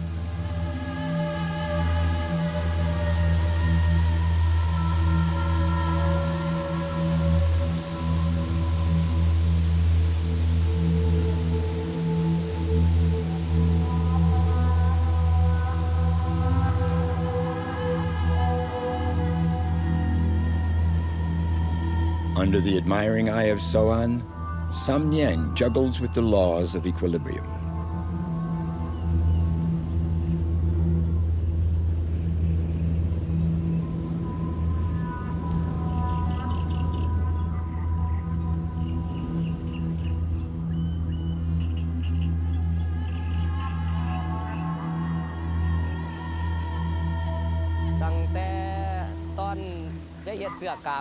The cable was strung when I was 12. I'm 50 now, and I'm still crossing it every day. It's part of my family's patrimony. No one else can use it. These are my cables, and I discourage anyone else from using them. If an accident were to happen, I'd be held responsible. The cables and I are one. The danger is that the cable gives or that my hands slip. If I fall, my life is over. It's very dangerous.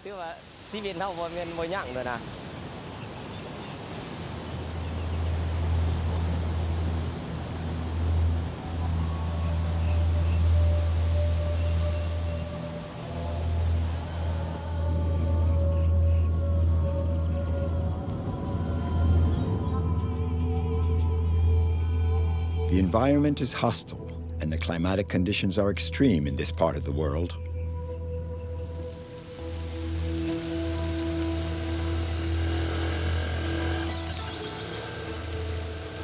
Today, the sky is shedding its excess energy. It's 40 degrees Celsius, and the first monsoon rains are pouring down. Soan has come to see the village healer. This man is a storehouse of knowledge about plants and natural remedies. Soan has been getting dizzy spells lately. He also comes regularly to consult about his malaria.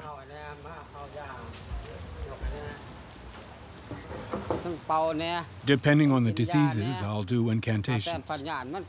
I'll prepare concoctions. I'm an accomplished healer. I'm going to give Soan the medication to treat the malaria. That's what's been causing his anemia and dizziness.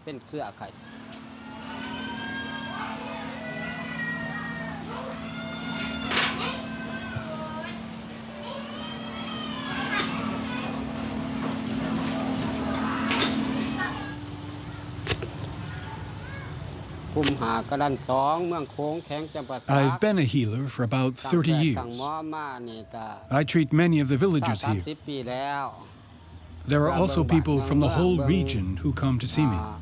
I treat everyone who comes to consult me.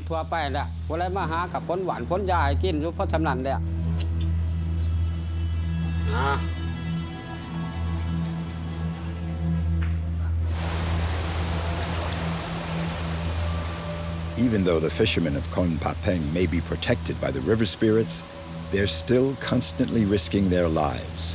It takes nerves of steel to brave the dangers.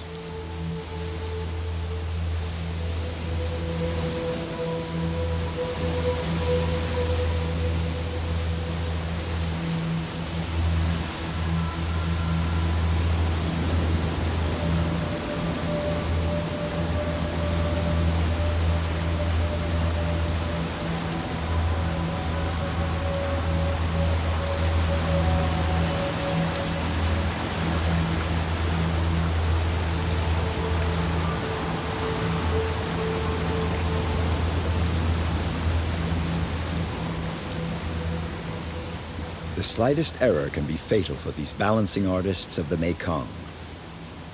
They need to maintain perfect control of their balance, their movements, and their own fear.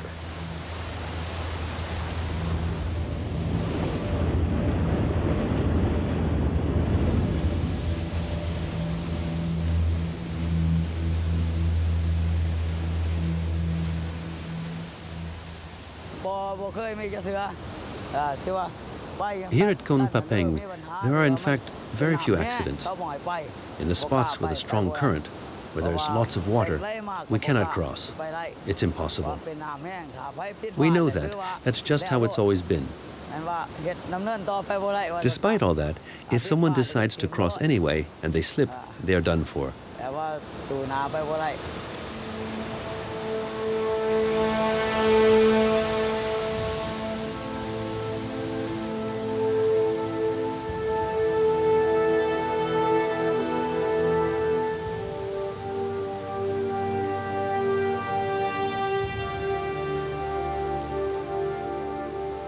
How can one appreciate the multiple facets of this unpredictable, mysterious river? At Kon Papeng, locked away in the memory of the fishermen, are all the secrets of the Mekong, the mother of all Asian waters.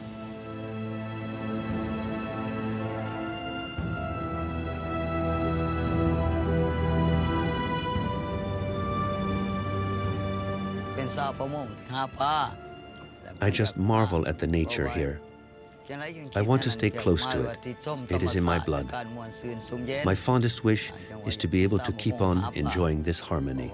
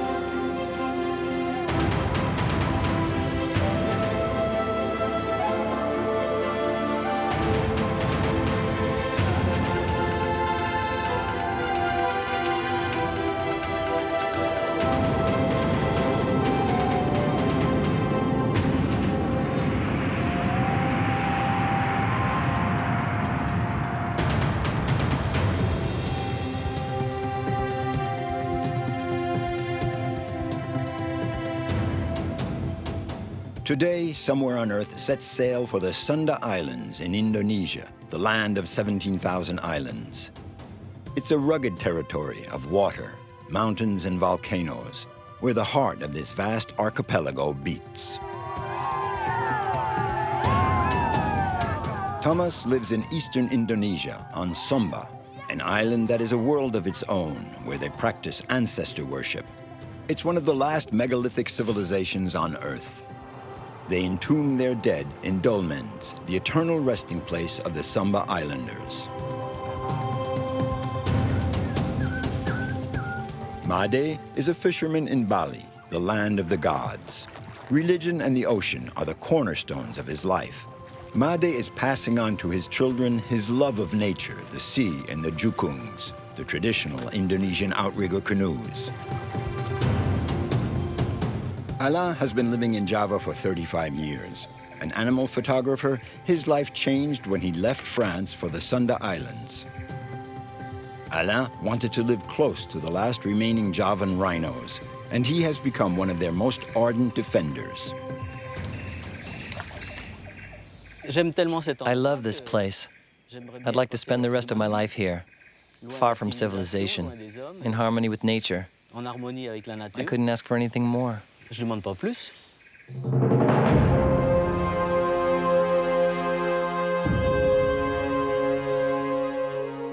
Sumba, in the eastern part of Indonesia, is one of the lesser Sunda islands. There are still a number of gray areas concerning the islanders' ancestral traditions. According to history, the first settlers arrived on Sumba around 2000 BC.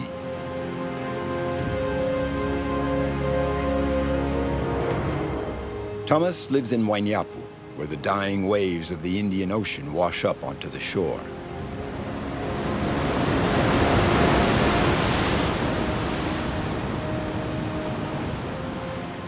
He's preparing for the ceremony of tarik batu, the hauling of a stone slab intended for the family tomb. Sumba is the last spot on Earth where people erect tombs in the form of dolmens. It's a megalithic culture. Through ancestor worship, the living consecrate their lives to honoring the dead.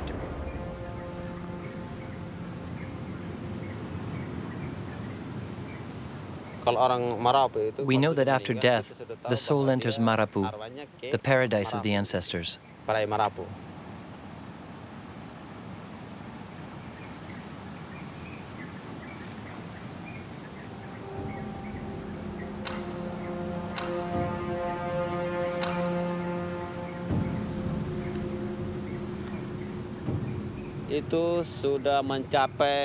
This tomb is very old, more than 1,000 years.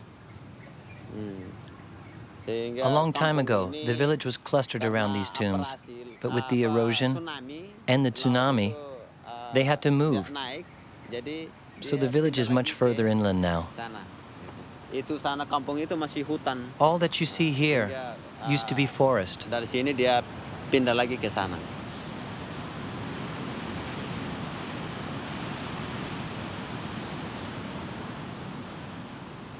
Before undertaking anything, there are rituals, sacrifices, and prayers.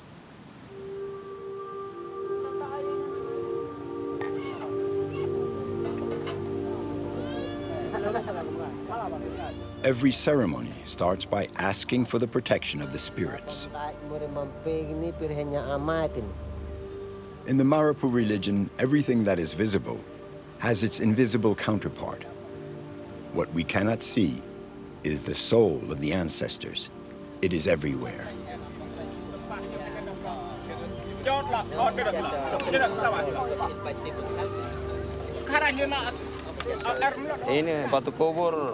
This is the sledge we'll use to transport my family's tombstone. I'm not allowed to take part in the procession because it's my stone. Everyone else does the work for me. Everything is ready for the tarik batu ceremony. We just have to finish up the sledge. Then we'll be able to haul the stone slab up to the village.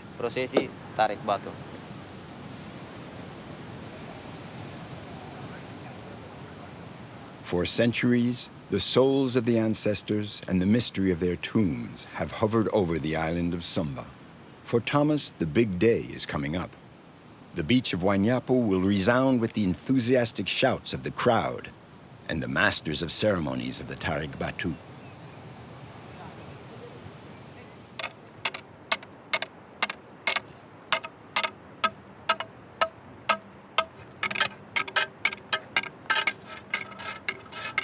A few meters from the beach, we see the quarry where the men are cutting the limestone.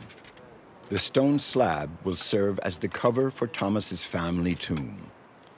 The clan of stonecutters has been working on it for a month already.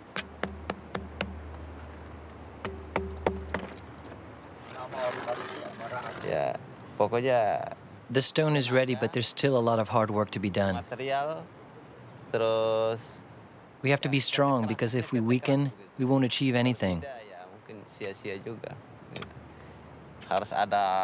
We all have to have an iron determination to carry out the task that's facing us.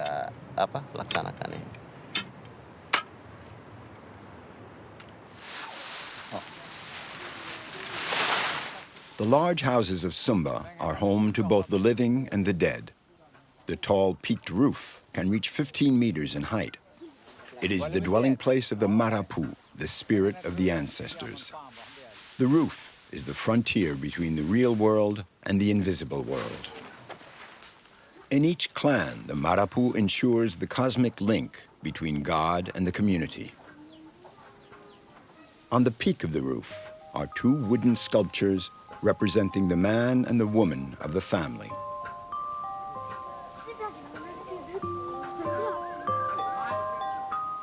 Wainyapu, Thomas's village, counts around 30 houses and 250 dolmen tombs. Here, the souls of the deceased protect the living.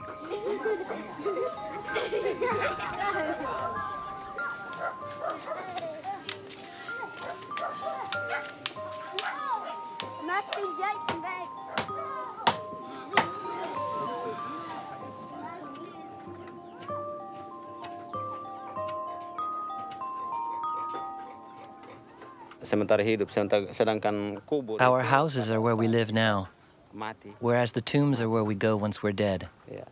The tombs form an arc in the center of the village.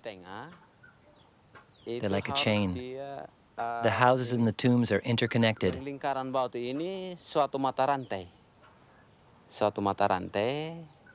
stone that I'm bringing will become a link in that chain.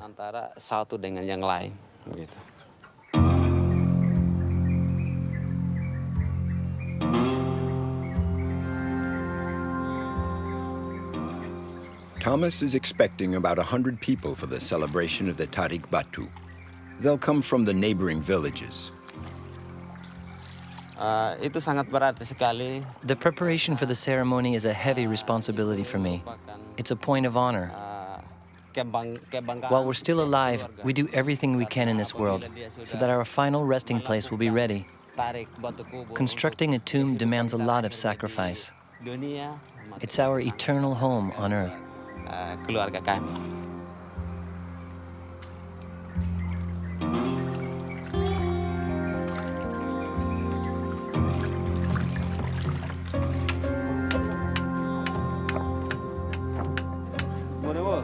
Hello.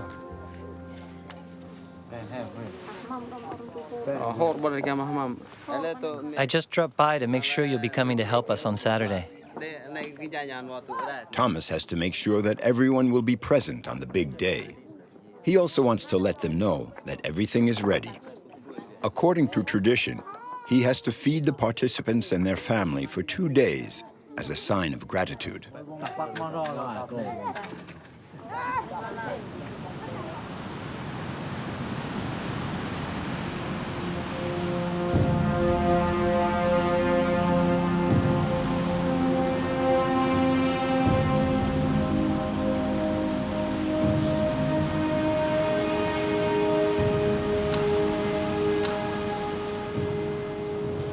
The Marapu philosophy is based on the equilibrium of the world and life.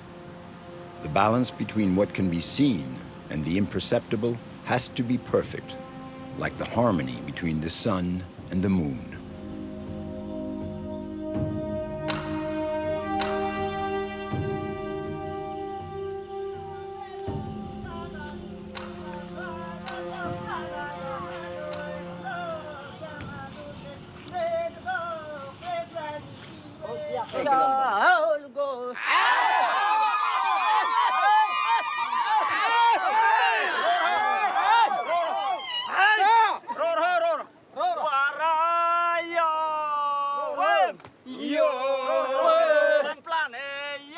The most delicate operation is tilting the stone slab. It weighs 3 tons. The stone is brittle and could break at any moment.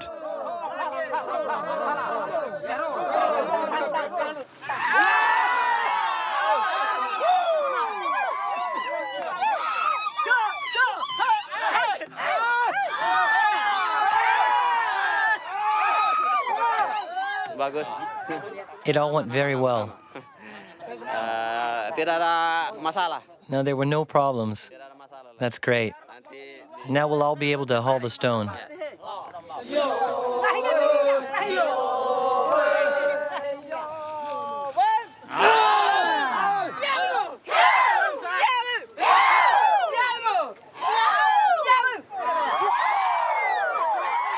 The shouts of the mistress of ceremonies galvanize the collective energy.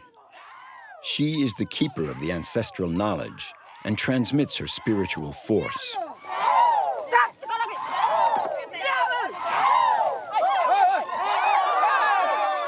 The stone has been hauled out of the quarry, and now they have to position it on the wooden sledge.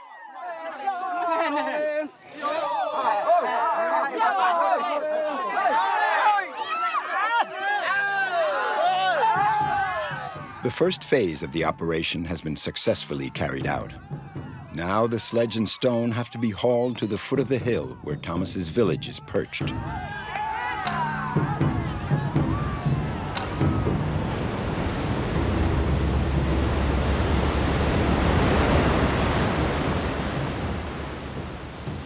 Sumba is a rebellious, indomitable island. The traditions have survived here better than in other parts of Indonesia. The islands have always been wary of foreign incursions, Arab merchants, Javanese slave traders, and Dutch colonizers. Sumba has a warrior spirit. In the middle of the 20th century, the island was still gripped by intestinal wars between rival clans of headhunters.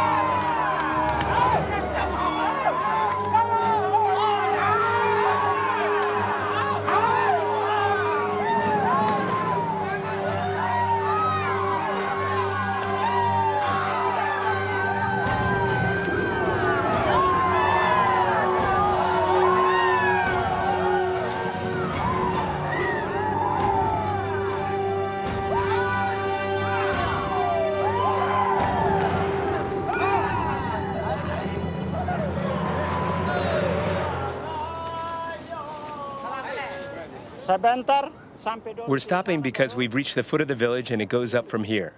Once we're on top, we'll be able to take a rest. The stone is very heavy. We'll take a little break here, then we'll get back to work.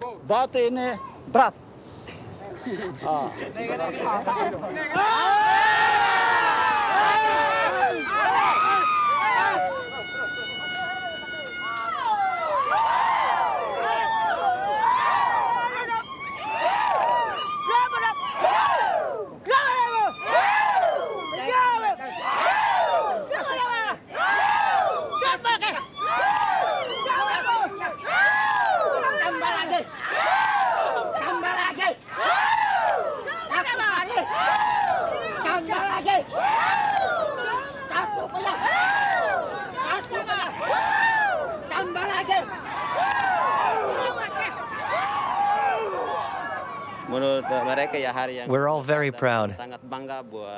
This is a great day for all of us. Thomas's house in the village is still calm, but the whole family has been hard at work for several days. Marta, his wife, has to prepare hundreds of meals, enough for the many guests. In Sumba, Indonesia's poorest island, the construction of a tomb is a once-in-a-lifetime event.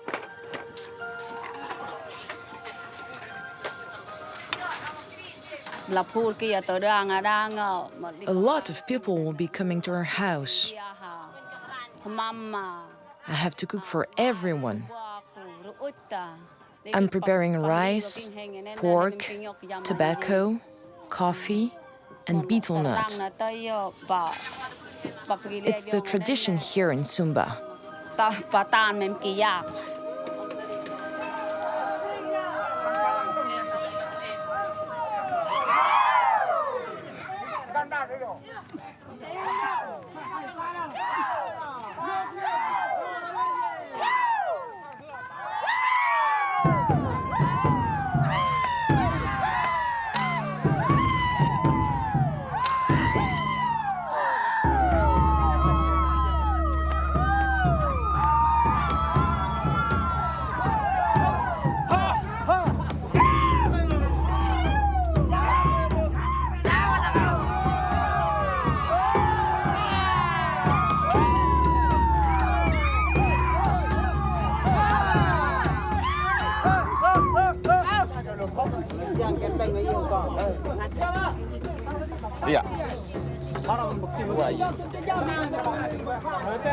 This is the final phase. They've succeeded in hauling the stone to the center of the village. Now they'll raise it up with the scaffold before sliding it onto the tomb. The technique has remained unchanged for ages. Strength lies in numbers. For thousands of years, people throughout the world have been building this way.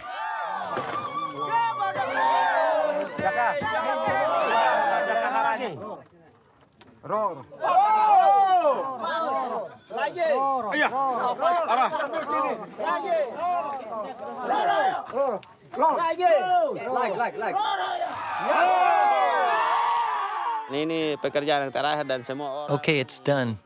The job's finished. Everybody's happy and me too. It was very tiring to transport the stone, but we reached our goal. This will be the resting place for my family and me when we pass away.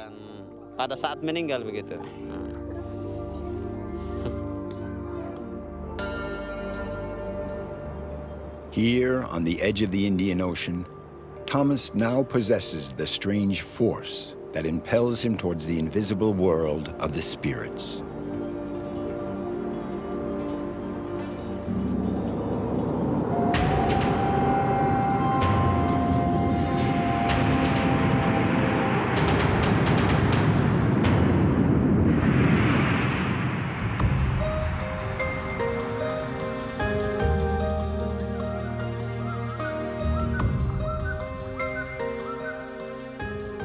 Bali is the land of the gods. It's the only Hinduist island of the entire Indonesian archipelago. They say that this volcano, Mount Agung, is the center of the world. This sacred mountain with its 3,000-meter peak is the home of the gods. Mount Agung last erupted in the 1960s. When the volcano awoke that time, it took the lives of over 1,000 people, and 100,000 others had to be evacuated. The Balinese have always attributed magical powers to this mountain.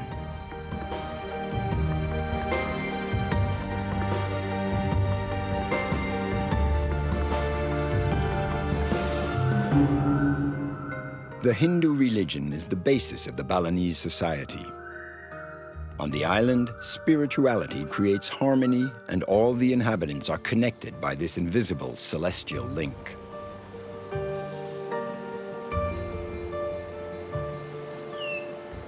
Made is 35 years old. He's a fisherman on the north coast of the island. The sea and the mountain are the marrow of his life.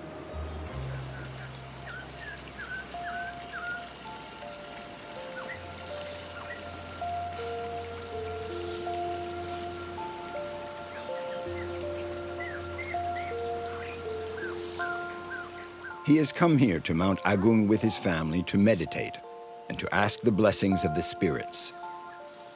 In a few days, Made will start the fishing season for the mai, a determined hunt for the royal fish of the tropics, a rare and highly coveted prize.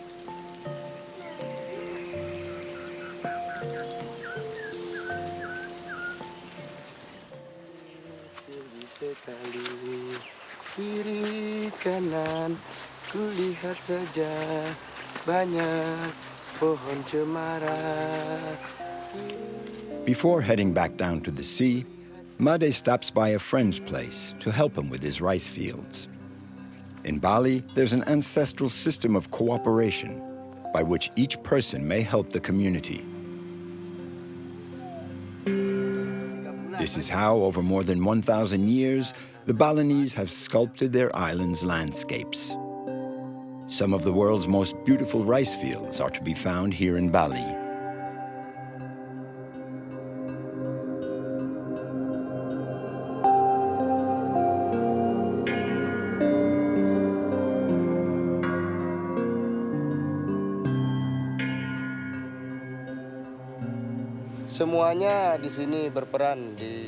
Everyone has their role here. The children, the women, the men, we all help each other. We call that gotong royong. Anyone who has a rice field can come help us, and we, of course, return the favor. When we come here, we empty our mind. We're far from the noisy bustle of the city. We forget everything else. It's a wonderful feeling.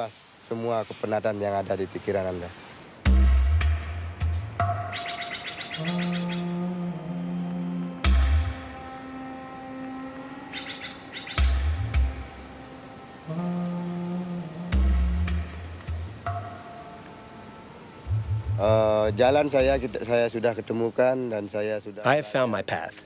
I've learned a lot from life. I've done many different kinds of work. I hope that my children will be able to learn more than me, that they'll be able to be free, not dependent on others. I'd really like for them to be able to stand on their own 2 feet.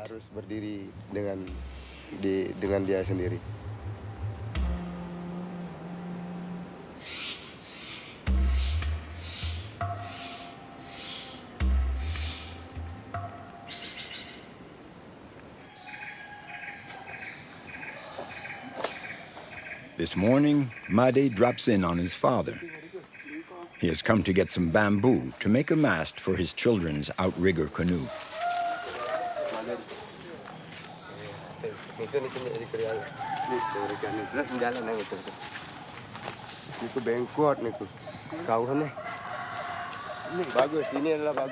This one's good. It should make a good mast. I want my children to follow in my footsteps. It's important for them to learn how to sail. I'd like them to love the sea and fishing. Now I'll be able to make a mast with these bamboo poles. I prefer that the children use a sail when they're out on the boat. They already like sailing, and I like going out on the jukung too. They often come out fishing with me.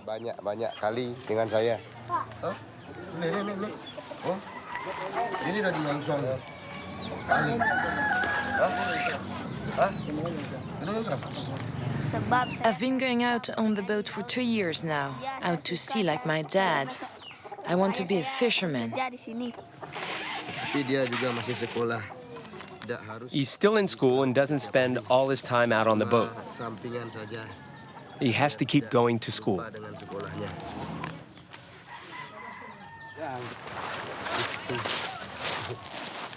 Made is transmitting his passion to his 3 children. He's built them a little jukung, a 3-meter outrigger canoe.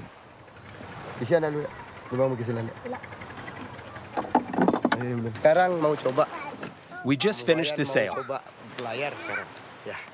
Wayne's going to try it out. Right, Wayne? Look at them. They're happy. Later, they'll be able to practice fishing, catch mackerel, dorado, all sorts of fish. They'll be able to learn the fishing profession. It's just great.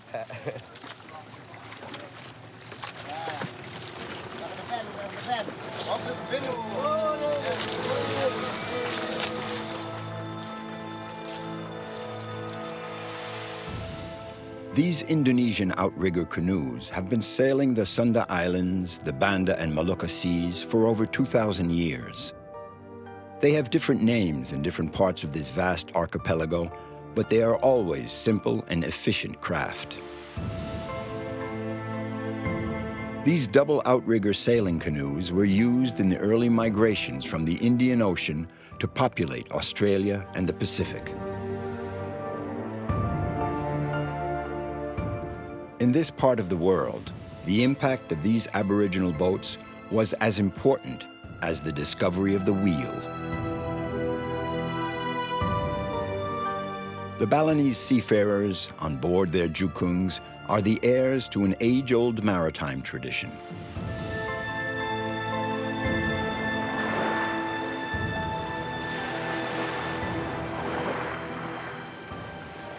There are many religions and ethnic communities in Indonesia. It's a source of pride for us. When we speak of our own country, we call it Tanah Air Kita, our land, our water. From the land to the water, it's our homeland. We work the land and the sea, we shape it, and we protect it. There are still many beautiful unspoiled spots here, many places where nature is rich, places to rest, like this one. That's our country. Tanah Air Kita, land and water, this is our riches.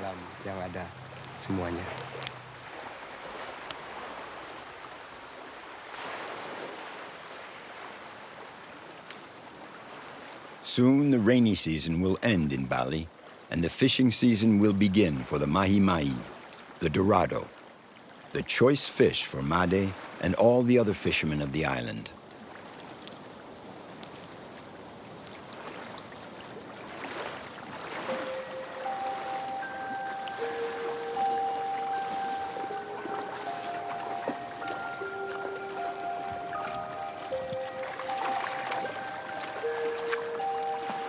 Perhaps the delicate curls of incense smoke this morning are the sign of a good catch.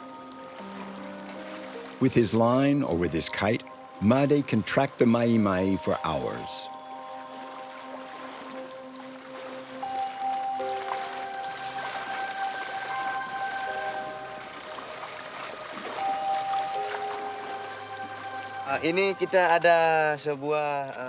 I bait the hook on the end of the line with a squid called cumi cumi.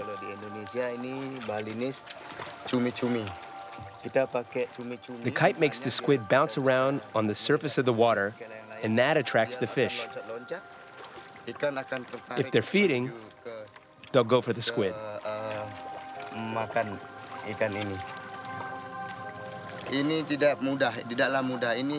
It's not easy to fish with a kite. You have to apply yourself to learn otherwise. You'll never be able to do kite fishing.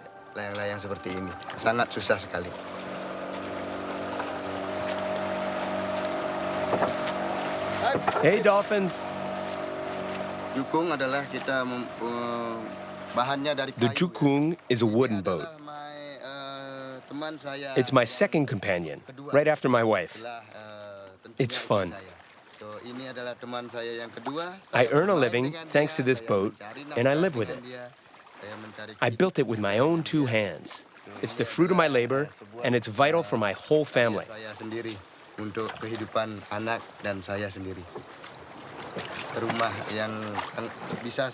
I can spend entire days out on my jukung, and even the night sometimes.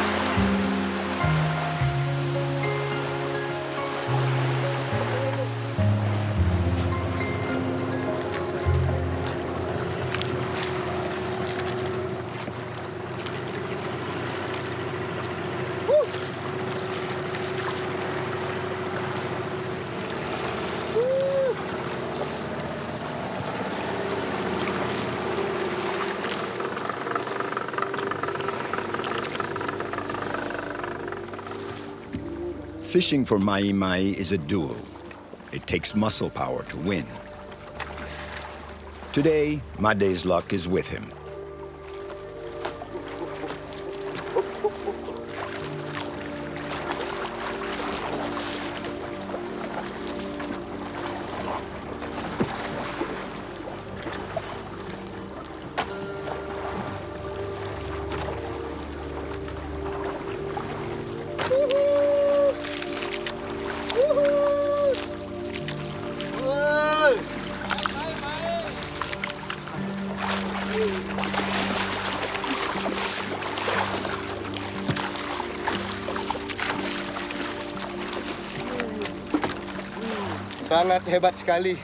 This is an amazing fish.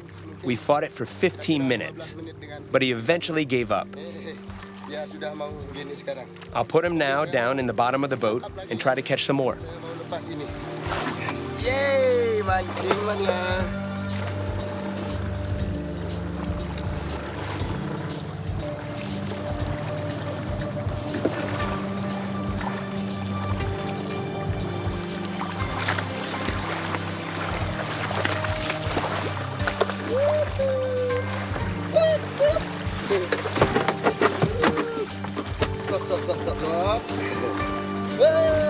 Dapat satu lagi.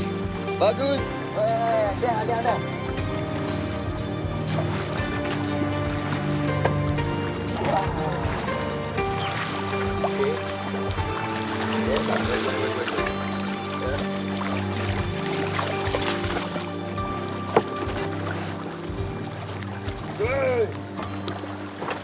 Ini adalah bisikan yang paling kuat. Deep down, I feel I've been very lucky. I had a feeling this morning. I thought I'd catch something today, and it happened. It's a very good fish. Ini adalah ikan yang sangat cantik. Here in Bali, we call it tompek. Ini namanya lemedak tompek.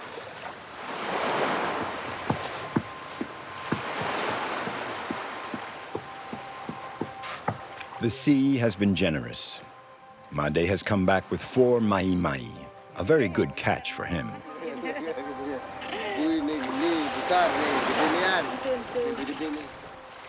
This morning on the island of the gods, the spirits have kept their promise.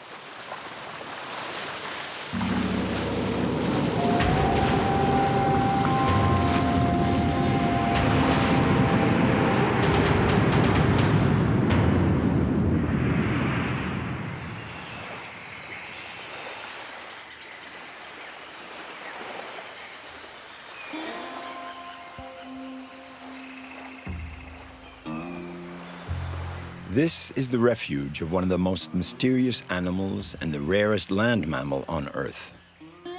In the western part of the island of Java, the Ujung Kulon National Park is the sanctuary of the last remaining Javan rhinoceros.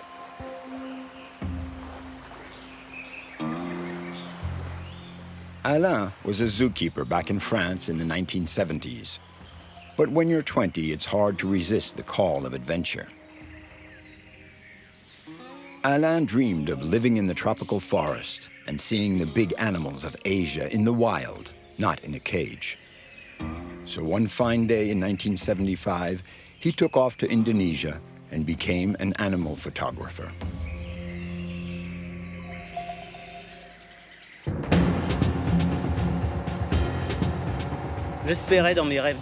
It was a childhood dream. Often the people who become photographers can do it because they're well off. But I started from scratch. To begin as a zookeeper shoveling rhino dung and end up as a photographer, I've been pretty lucky.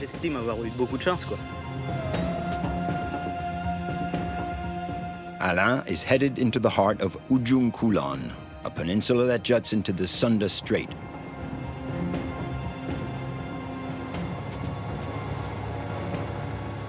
He's with his old partner, Sarija, a former forest ranger and an excellent guide. These two have known each other for 30 years. Together, they tracked down the king of the forest. Alain is one of the world's only photographers to capture the Javan rhino, an endangered species.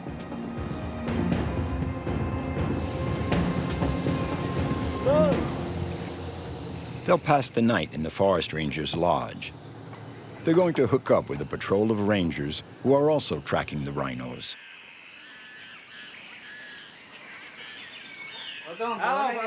Hi there. Hi, how are you?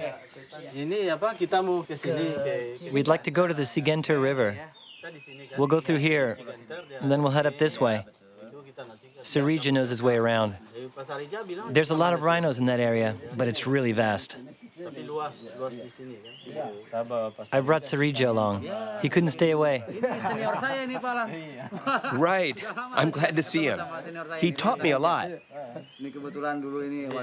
He's the best. The park rangers estimate that there are a little over 50 rhinos left. The number has been growing over the past few years due to a drop in poaching, but above all, thanks to a number of births. Every month, the rangers come to collect the images from the cameras placed in different points throughout the forest.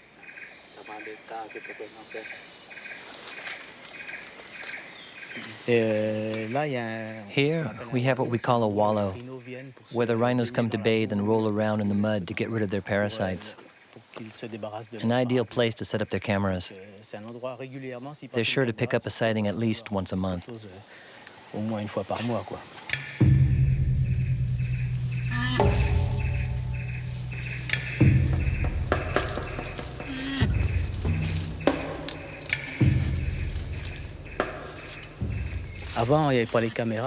We didn't have cameras before. Now we have a better idea of where they are, and it's much easier to spot them. The rangers don't care about seeing them. They just want to get them on camera, whereas we want to see them in the flesh.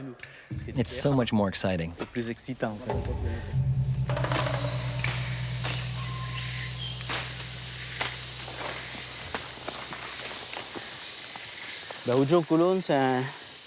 I'd always wanted to come to Ujung Kulon and try to photograph the Javan rhinos.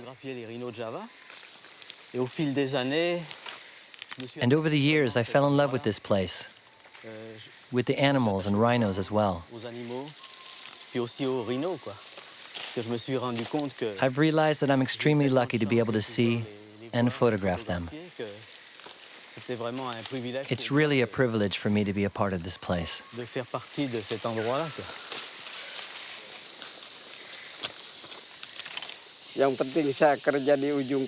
When I was working at Ujung Kulon, the main thing for me was protecting the rhinoceros.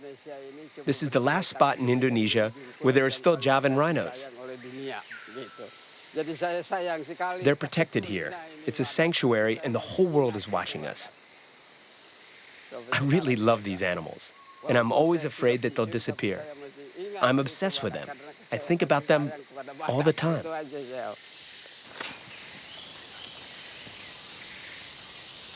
Sarija knows this forest like the back of his hand.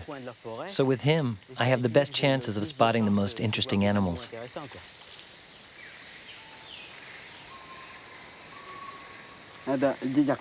Look, fresh rhino tracks.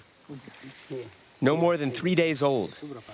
It rained, so they're not very clear. They're heading in that direction. Let's follow them.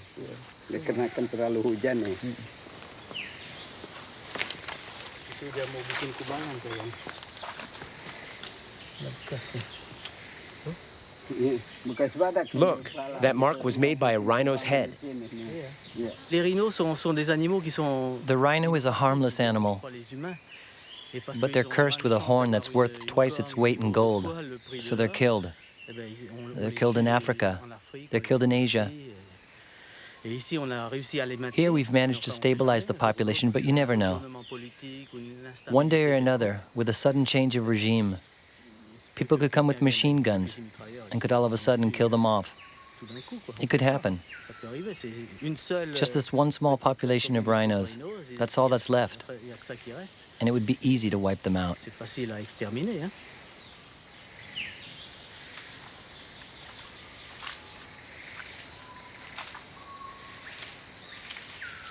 The national park is not only the realm of the rhinos. It's a sanctuary for all sorts of animals that have found a haven from man here.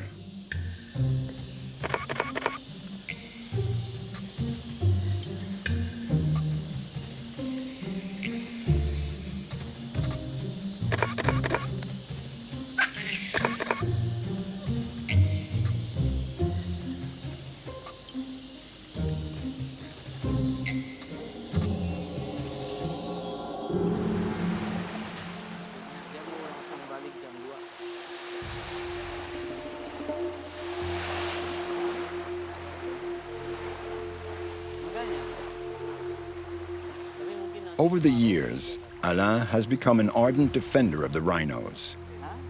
He has spent years exploring this forest. Now he knows Ujung Kulon better than anyone else.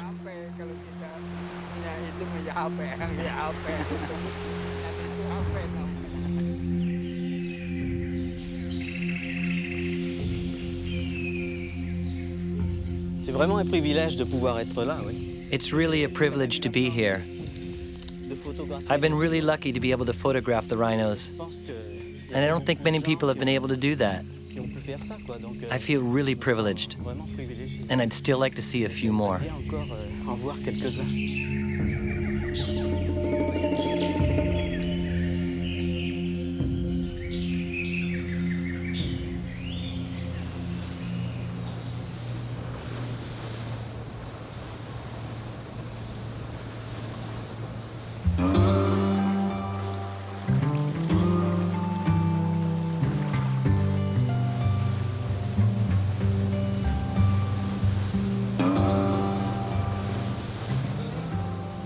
The only way to get to the rhino's territory is by boat. Each outing is an expedition.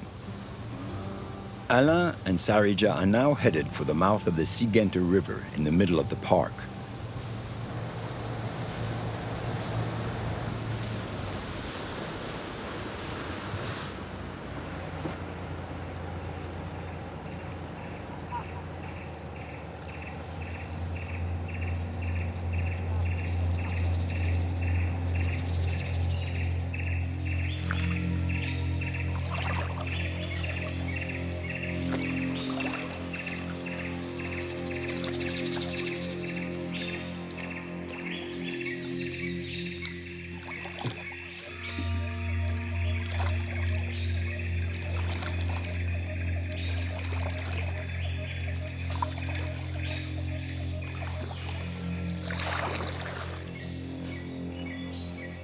The Sigenta River allows them to slip silently through the jungle. Alain also knows it's a passage used by the rhinos.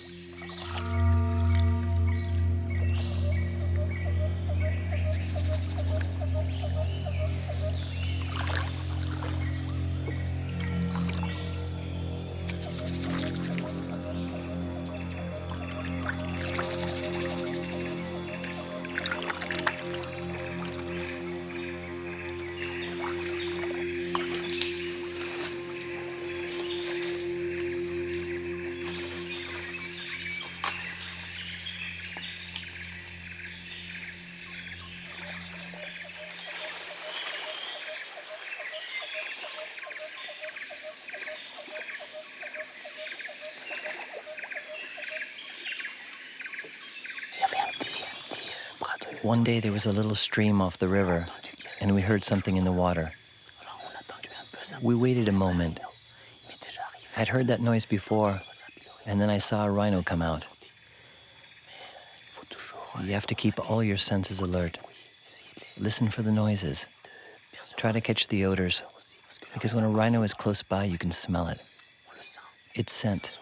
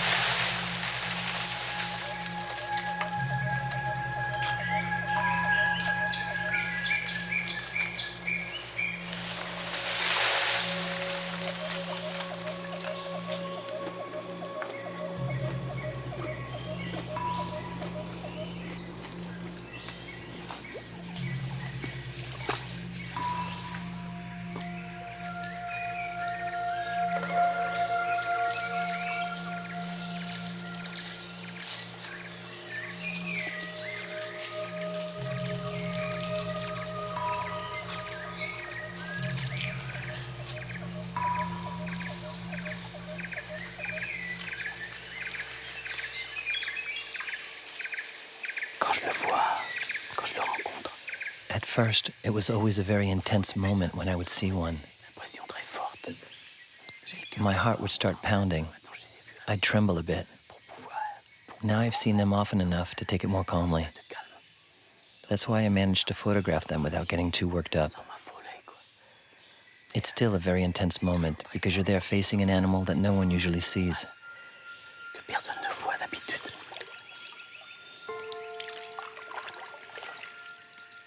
Ujung Kulon is the one place where the few remaining Javan rhinos live. These incredible animals, straight out of another age. Everywhere else in Asia, they have been killed off for their horn. Thanks to his photos, Alain is doing his part toward the protection of these last kings of the Javan forest, the rhinoceros of the Sunda Islands. This evening, Sarija is thanking the spirits of the forest. He's also praying to continue his close relationship with nature for a long time to come.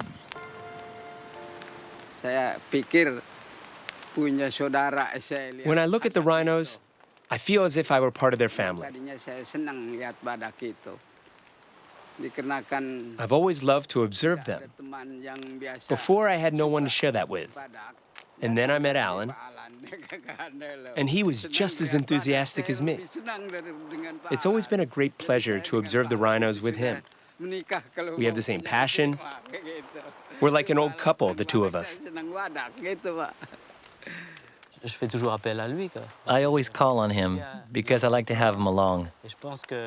He's helped me so much, and I'll never forget that. He's part of my life. For me, the rhinos are everything. I've managed to photograph them, and that's thanks to him. Today we managed to get so close. Then the rhino calmly went on his way. So beautiful.